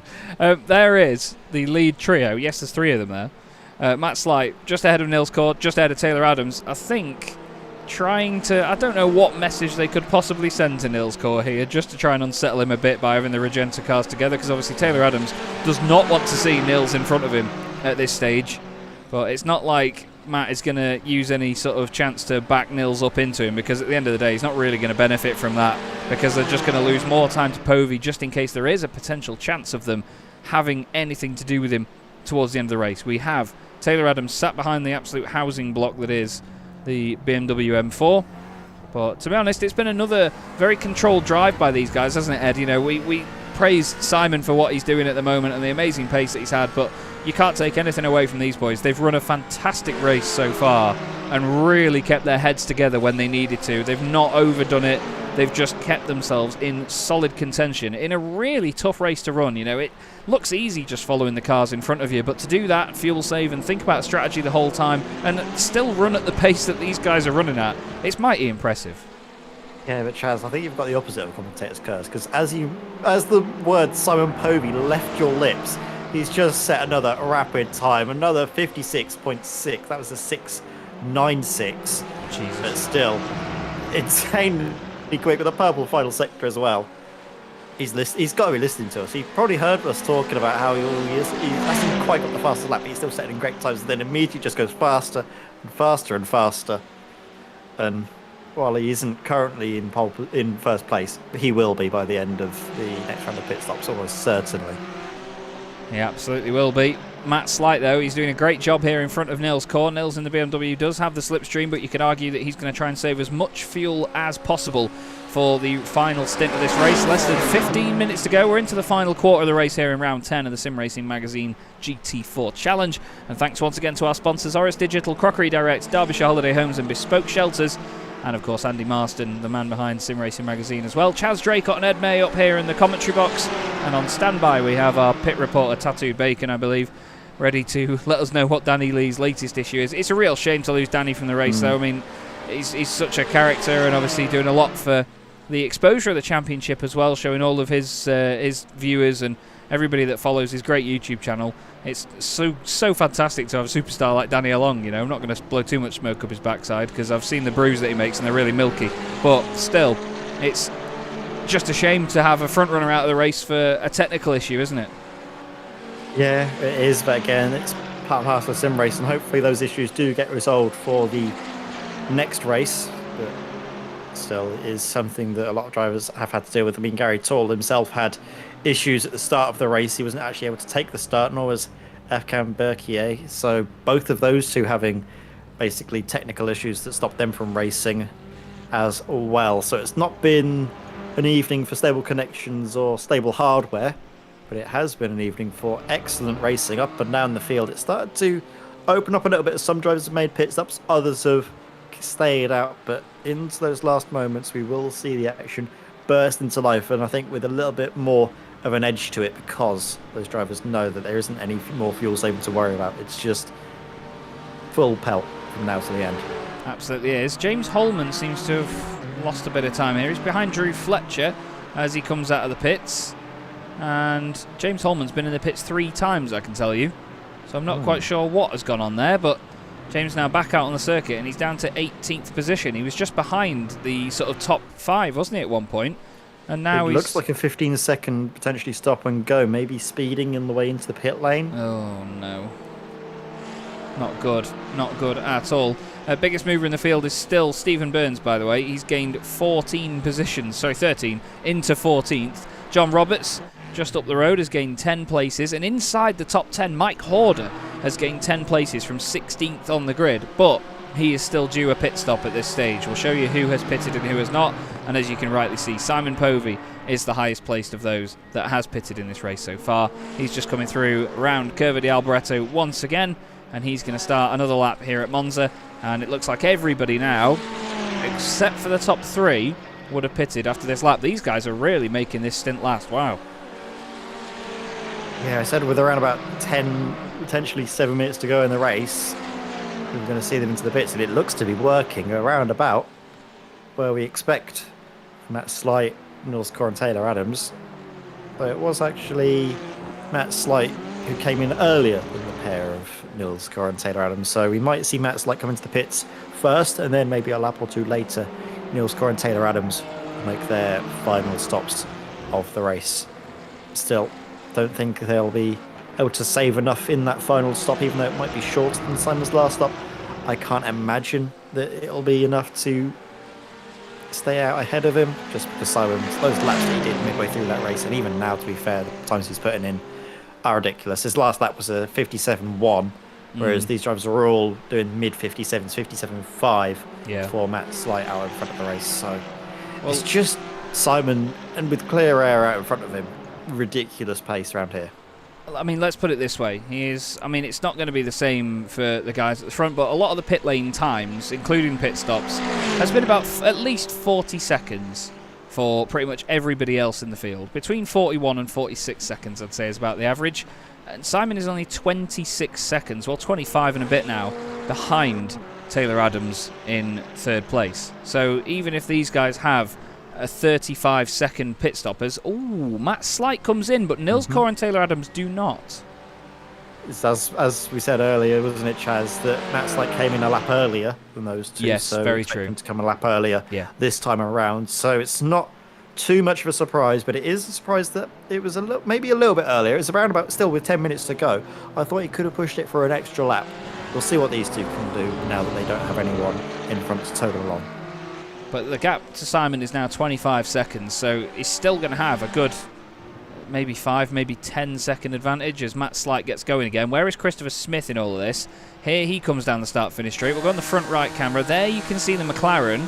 Seems like it's miles away, but he's still got to get up to speed here as Chris reels up to the back of him. He's not quite going to get there in time, but he's going to have a good advantage of using the traditional racing line into the chicane. Not get too excited about it. No, the gap remains at about 1.4 seconds there between Matt Slight and Christopher Smith. Kyle Ridley's got pressure from fellow BMW driver Dennis Van Beelen, and Mike Horder still inside the top 10 actually after gaining 8 places. Great run this by Mike Horder so far. Looking now up and down the field, aren't we, at some of these battles? Like you say, John Roberts is up 10 places. Good race for him so far. Stephen Burns, like 13 places gained. It's been a real race for him to remember. He's been in the thick of the action, and maybe a little bit more of it as Fausto Pinto looks a little bit up the inside, but thinks better of it. Love the look of this Porsche that Fausto Pinto's driving as well. A great looking livery on that car. It's good to have Fausto back with us, and he's actually made his way inside the top 20 from a non-point scoring position as well. He started in 21st place, so a good return to the championship for the Portuguese driver. He's another stalwart of the championship, has been with us since the very start. He and his ex-teammate João Esteves used to race in the BMWs together. They started out the trend of racing the BMWs, actually, because I think they were the only 2 drivers that did it from day one. Nils Corin Taylor Adams into the pit lane then, and they're going to make their way down to the box, and you can see gradually moving over to the right-hand side. We'll have to see where these boys end up coming out of the pits. Car going past is Dominic Brennan in the Porsche. Dom's actually carried all the way on, which is good to see, but it's not going to amount to any points for him, unfortunately. Simon Povey now coming down the start-finish straight, and I can tell you that Nils Core is already moving, but that is not going to be enough to get out in front of Simon. There you can hear him go through, and he's stayed in front of Taylor Adams, which is important. And look where Matt Slight is as well. The guys in front were about 2, almost 3 seconds shorter in the pits, and that is the gap. It's a little bit bigger than it was when Christopher Smith was trying to get ahead of Matt just a lap or so ago, but you can see Simon making his way over the horizon as well. With 7.5 minutes left to go though, Ed. Still not all completed here. Yeah, and I'm loving the little battle. I mean, you saw just on the way actually into the chicane after the pits between Nils Core and Taylor Adams dicing for position is, that's got a bit too dicey. Kyle Ridley looked like he just got chopped across the nose potentially of Mike Horner into the chicane. I think Mike went deep, in fairness. I think deep, did he? Mike was the one that went way too deep into this, unfortunately. He was with Dennis and he was just trying to outbrake him, and he just overdid it a little bit. The car didn't want to slow down. It got into the ABS, and then I think Kyle, to be fair, he saw it coming as well, and Kyle did move out of the way, but there was only a certain amount of room that he could give there, and unfortunately he's dropped a bunch of time. He's 6 seconds behind the guys. He's only lost 2 places in retrospect, but I know he won't be happy with that. No driver will be happy to have lost places through no fault of their own. Yeah, I mean, it is what it is, really, isn't it? You can't really say more than that, just because in that area of the circuit, mistakes and incidents like that were bound to happen. And I think it's amazing that we haven't really seen many of those. I think that's the only one that really sticks out in my mind of happening this race, which for GT4 cars around at Monza is not bad going. No, absolutely.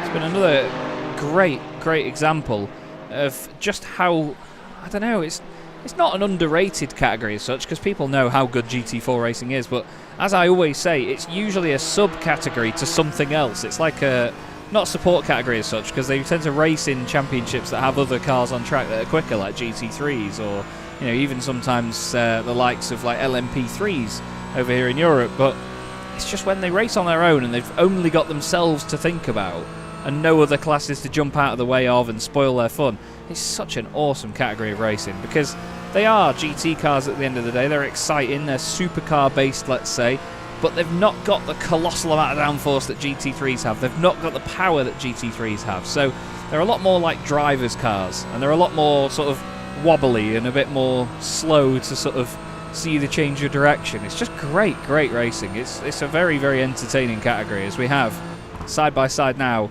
the onion rings on the lamb and mint. Mike Murphy down the inside of Ben Chalcraft. Rob Sharp in there in the nick of time, you could say. It's very close to the left rear of Mike Murphy's BMW there. The little Porsche would have just bounced off, I can bet, as they make their way out of the first chicane. And Rob Sharp getting right in the thick of it once again. It's lovely to see.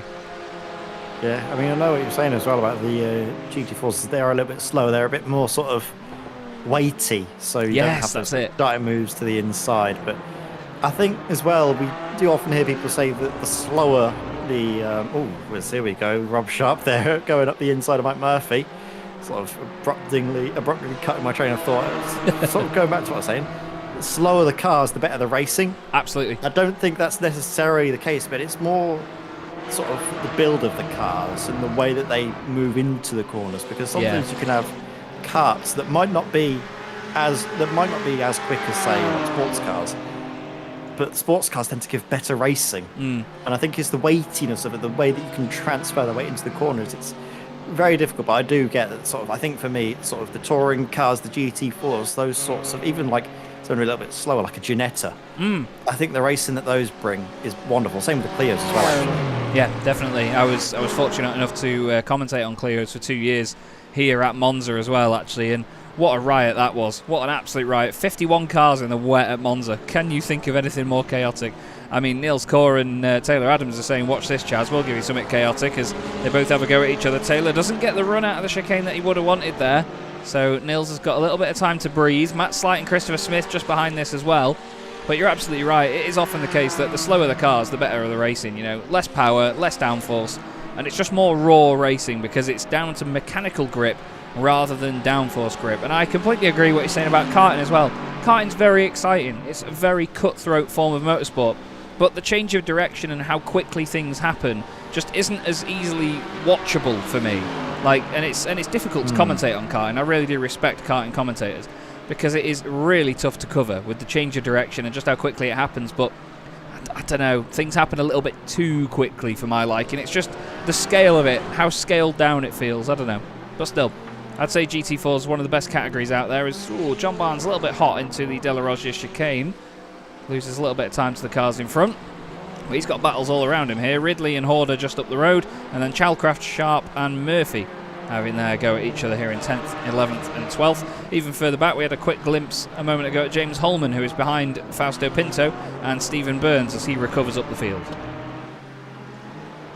Yeah, so we are into the final couple of minutes of the race, and I know we're trying not to look at him, but we can't not talk about the man who's leading, can we? So James Holman actually go for an upside move up the inside in towards the second. That's a cheeky little move, isn't it, by James? Yeah. Not a place you often see moves being made, but that was really nice by James. Sort of trying to steal the limelight away from Simon, who yet again has set a rapid lap time. But actually, Christopher Smith now has stolen his thunder with the fastest lap of the race, and actually another lap that's pretty close to his fastest time. Really closing up to this fight, using the slipstream to his advantage as Niels Kor and Taylor Adams continue to go tit for tat, door to door, in towards turn one. Niels Kor coming out on top this time around. Of course, Niels Kor can afford to finish behind Taylor Adams because of the lead that he has in the championship, but the drivers never want to give up position, do they? They always want to keep fighting and getting every single space they can on the circuit. Look at again closing speed from Taylor Adams. A little cheeky look, not quite a full, racing look for a move up the inside, but just letting him know that he's there. Definitely. Let's not forget these are the top two in the championship right now, battling for second and third place here at Monza with just about a minute of this race left to go. Once again, an hour has absolutely flown by. Danny Lee in the chat saying he got struck by the fabled disconnect, probably payback for me destroying a QR1 and QR2. Quick releases to you and I. But yeah, a real shame, Danny, honestly, and we hope that you have better luck next time out at Jerez, which is going to be just a belter no matter what. Simon Povey with 40 seconds left of the race here, Ed. I think we may get another lap out of this, surely, because 40 seconds is a long time, and he's three-quarters of the way around the lap. So, yeah, I reckon that we're going to get another lap here. I reckon so. I haven't seen any white flag being waved, so it should be Simon Povey. I mean, look at the gap that he has behind. Monza is a circuit that's so difficult to break the slipstream at, but Simon's not just broken it, he's destroyed it, demolished it. Look at the gap that he has coming over the line. 8 seconds to go, and yet no checkered flag out for Simon Povey. So around we go once more, as that maybe upset the fuel calculations for some of the drivers, not expecting Simon to be as quick as he has been. Well, even Simon might get caught out by it, you never know. But this is the battle for second place in the race, and these are the two that are leading the championship. Although I say that, Niels Kor has got a healthy advantage of 16 points coming into this round, so Taylor needs to do something about it. And you can see in the way that he's attacking that he knows that as well. He's throwing everything towards the back of that BMW and trying to use the straight line speed. The McLaren is not a slouch in a straight line either, so this really is a clash of titans. I mean, you can see, look, hats off to Mike Horder in the Aston Martin for being inside the top 10. Rob Sharp up there as well in the Porsche. Everyone else either in a BMW or a McLaren. But Taylor Adams, I mean, look at the way that he moved there. He made Niels Kor go defensive. He tries to get the slingshot on the exit of the corner. But wow, this is a real titanic battle now, because this is these guys having to throw the kitchen sink at each other.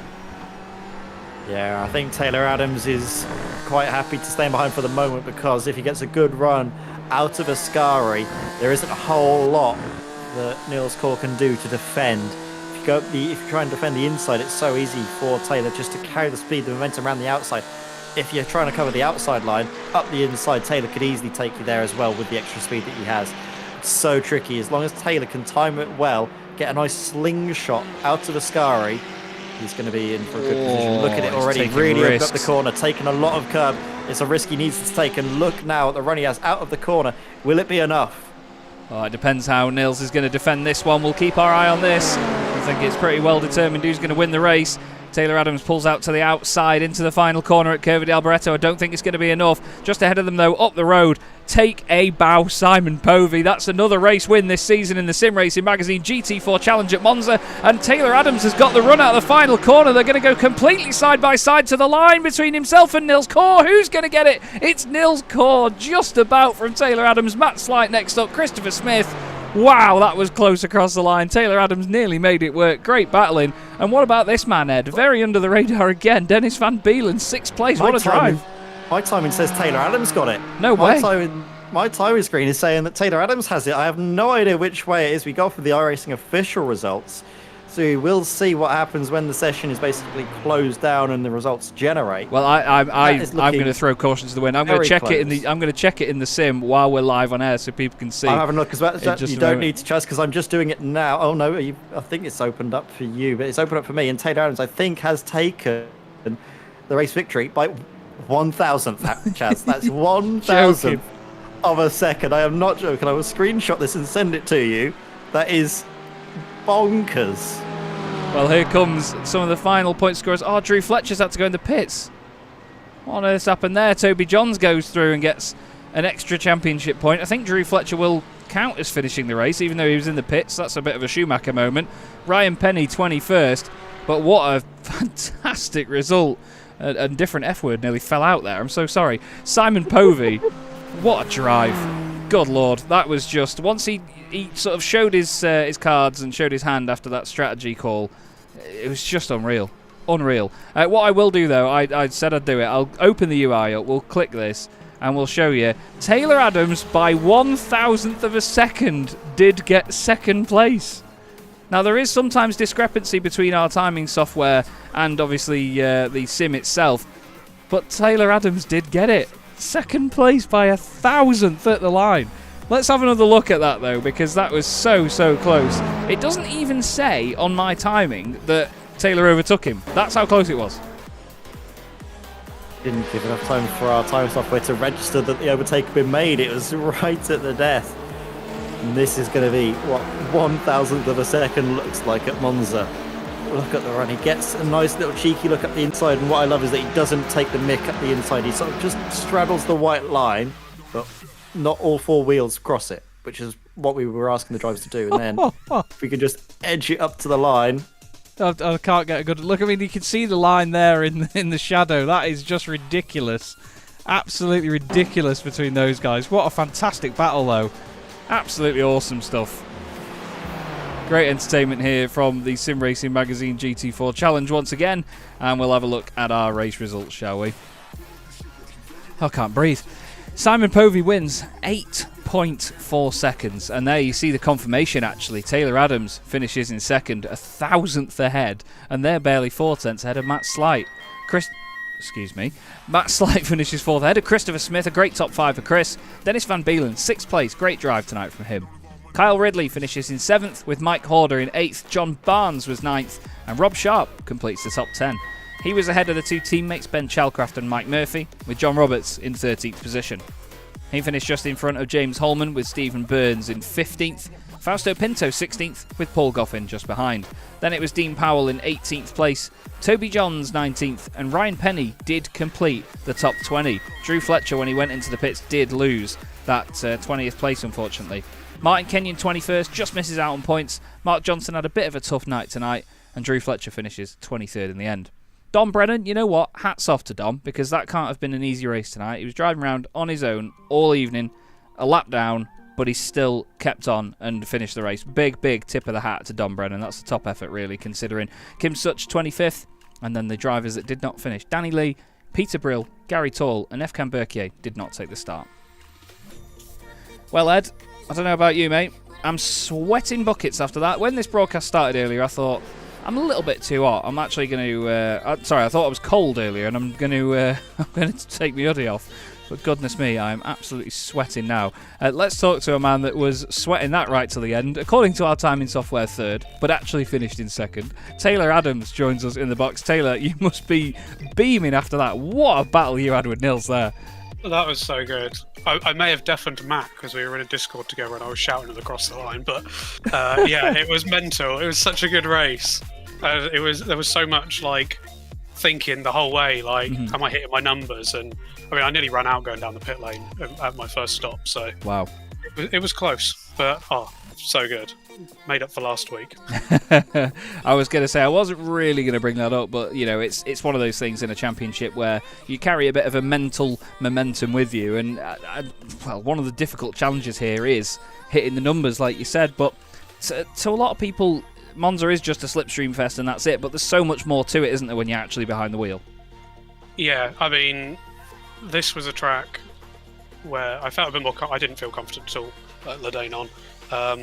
I felt a lot more confident here, and I knew that fuel saving was going to be the way to go. I mean, clearly it didn't win the race, but I think that was because Simon was just on another planet when it came to speed. But yeah, it's a lot of thinking for quite a simple track. Yeah, that's it. I mean, considering there's not as many corners as a lot of other twisty ones that we go to, it's certainly a circuit where you have to keep your head in the game. Obviously, you do gain a couple of points back on nils in the championship, but there's still some important race meetings to go, isn't there? It's all still to play for. Yeah, I think I'm not looking too far ahead. I'm not looking at Nils as a rival. If I beat him, great. If I don't, I won't be too upset. He's amazing. I'd quite like to beat Simon. I know he's obviously missed a few rounds, but that's my goal now, is to beat Simon between now and the end of the season. Fair play. I think we'd all like to be fair. I think Ed's actually itching to get back on the circuit with the way that Simon's driving, to try and take him on again. Because if you didn't know, Ed and Simon went head-to-head in Season 1 for the championship. So we've got another driver that will probably join the club with you in the commentary box. Yeah. But either way, it's been great to watch again, Taylor. Lovely to see you back on form. Is there anyone you'd like to give a thanks to before you go? I know my parents are watching, so hello to them, and also my girlfriend's watching, I think, so hello to her as well. And then also big thanks to everyone I was racing with and you guys. It was really clean, and everyone was very respectful, and the job you guys do is brilliant. So thank you very much. Thank you, Taylor. Very kind words, mate, and we really do appreciate it. Great to see you again, buddy, and we'll see you at Jerez in a week's time. Yeah, see you then. Thank you very much. Lovely stuff from Taylor. What an amazing final moment that was, though. 1,000th of a second confirmed. That those couple of championship points, Ed, could be so important. There could be a big swing in the action when we go to Phillip Island for the sprint racing. We've seen that they can be a big shake-up in the championship order. The 2 extra points that Taylor's just got on Nils Core there could change it. You never know, do you? You've taken the words right out of my mouth. I was about to say, could that be a season-defining 1,000th of a second? Is that going to be something we look back and think, you know what, the season was very close. In fact, it was decided by 1,000th of a second back at Monza. That's just bonkers, isn't it, to imagine? Absolutely is. We bring into the box now Taylor's teammate, Matt Slight, who joins us in the box. Matt, welcome to the booth, my friend.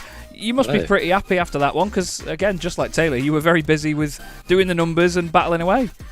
It was, a pretty crazy one. Like, kind of once I qualified up there in second, it was like, right, I'm just going to try and hit my numbers whilst not losing touch with Simon, which thankfully he did, although he did try a lot to break the toe. But then he did his usual short fill at the first stop and kind of had to drop back. But no, it was a great racing with everybody, as usual. So, yeah. Well, it's one of them tracks that really does require a lot of thinking on the move, despite the long straights, and giving you a bit of a chance to sort of, relax a bit, I would say, but there's no relaxing here. How's your season been so far from your perspective? Because obviously it's your first full season in the championship with us here at SRM. It looks like it's going well, but how is it behind the wheel for you? First full season in SRM, first time racing the GT4s as well. It's been a little bit disappointing the first few races. Like, obviously Laguna again had that little incident with Nils in that one, and then but it's been okay. Ledenon again had a great race on race 1, then got up there in race 2, but had a little incident. And there's definitely points that have dropped, but it's always been great fun. I'm really loving being in this championship, and thanks to you guys for hosting it. It's our pleasure. It's great to have you. You know, we always enjoy having new blood in the championship, and especially seeing the way that you guys came into the GT4 Winter Tour as well, to then come into the full season, to see that progress and how you're running up front. It's great entertainment. We go to Jerez next time out, though. It's a circuit that we had an amazing race at in Season 3. Are you looking forward to it, or is it a circuit you don't really enjoy? I have never raced track.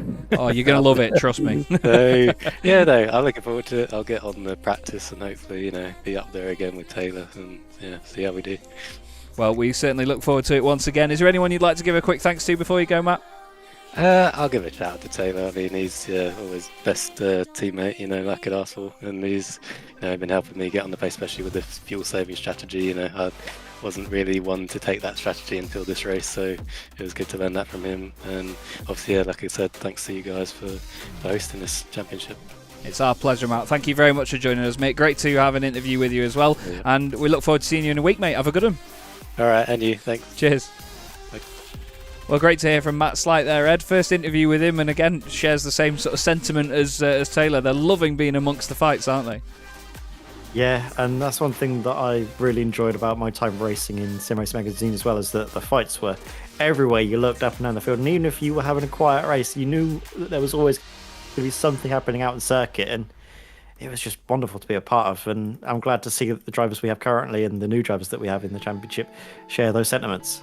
And a driver I'm sure that will share the sentiment that's been with us since the very first season is Rob Sharp, who we're delighted to welcome back to the commentary box. Rob, I was just saying earlier we'd like to interview you, so I don't know if you heard me, but what a return you've had to the series. You're right in the thick of it again, mate.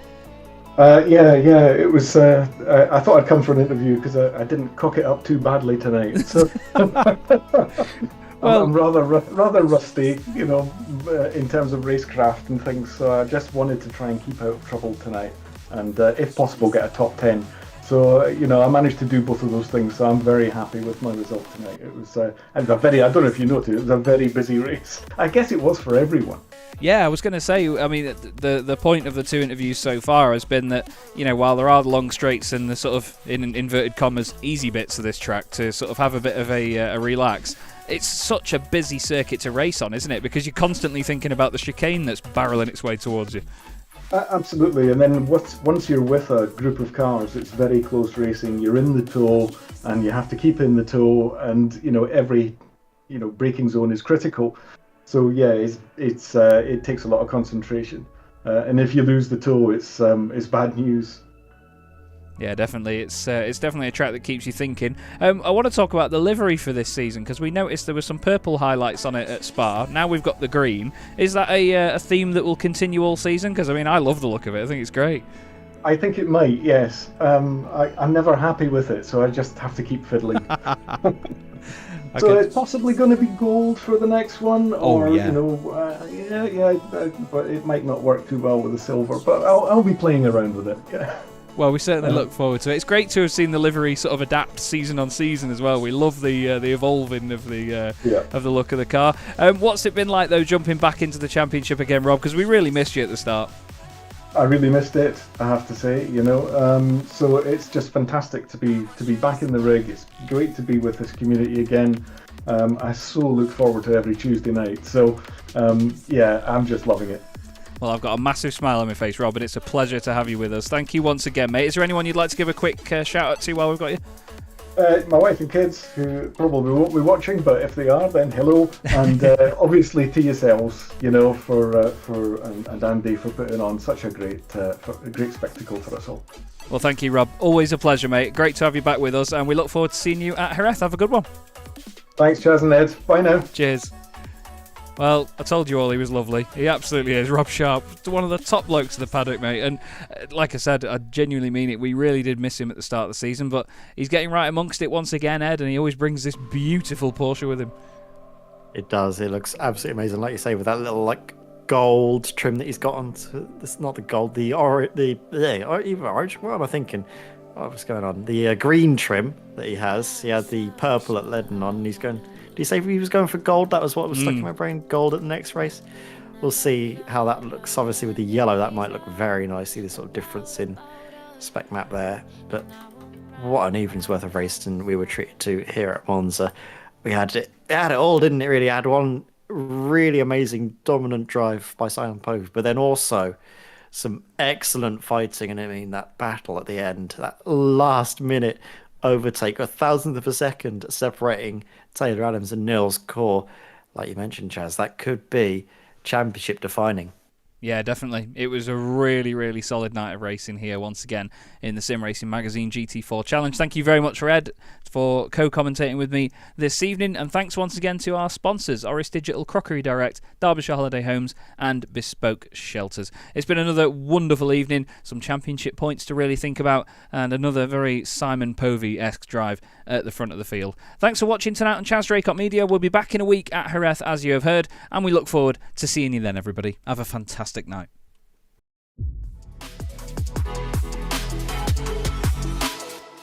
Four French drivers at the French Grand Prix trying to win this on the final lap. They're three wide again. Guillaume down the inside. Guillaume moves across. They're both in front of Milan and But Pouget. before you know it, we find ourselves here in the very final race of the competition. And then they see truck racing and they think, this is crazy, you know, these are 5-ton machines, 1,200 horsepower brake. Oh, look at that switchback. Oh, he's been mugged and a throat to show off.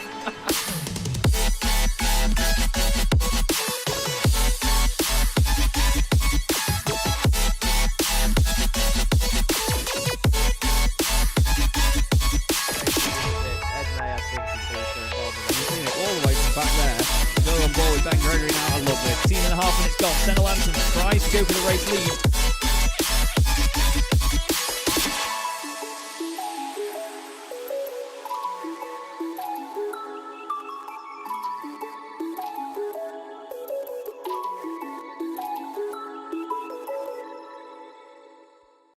Racing isn't easy, but experiencing it is. iRacing puts you in the driver's seat with the industry's leading sim racing game.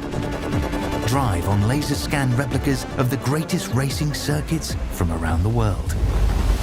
Go head-to-head against other drivers chosen by skill-based matchmaking to ensure competitive racing at every level.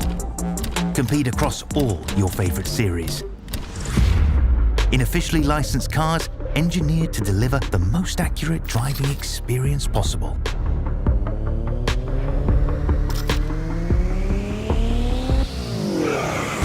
Join a race or host your own with players from across the globe. Race against the computer or in a league with friends. Feel the thrill behind the wheel. Visit iRacing.com.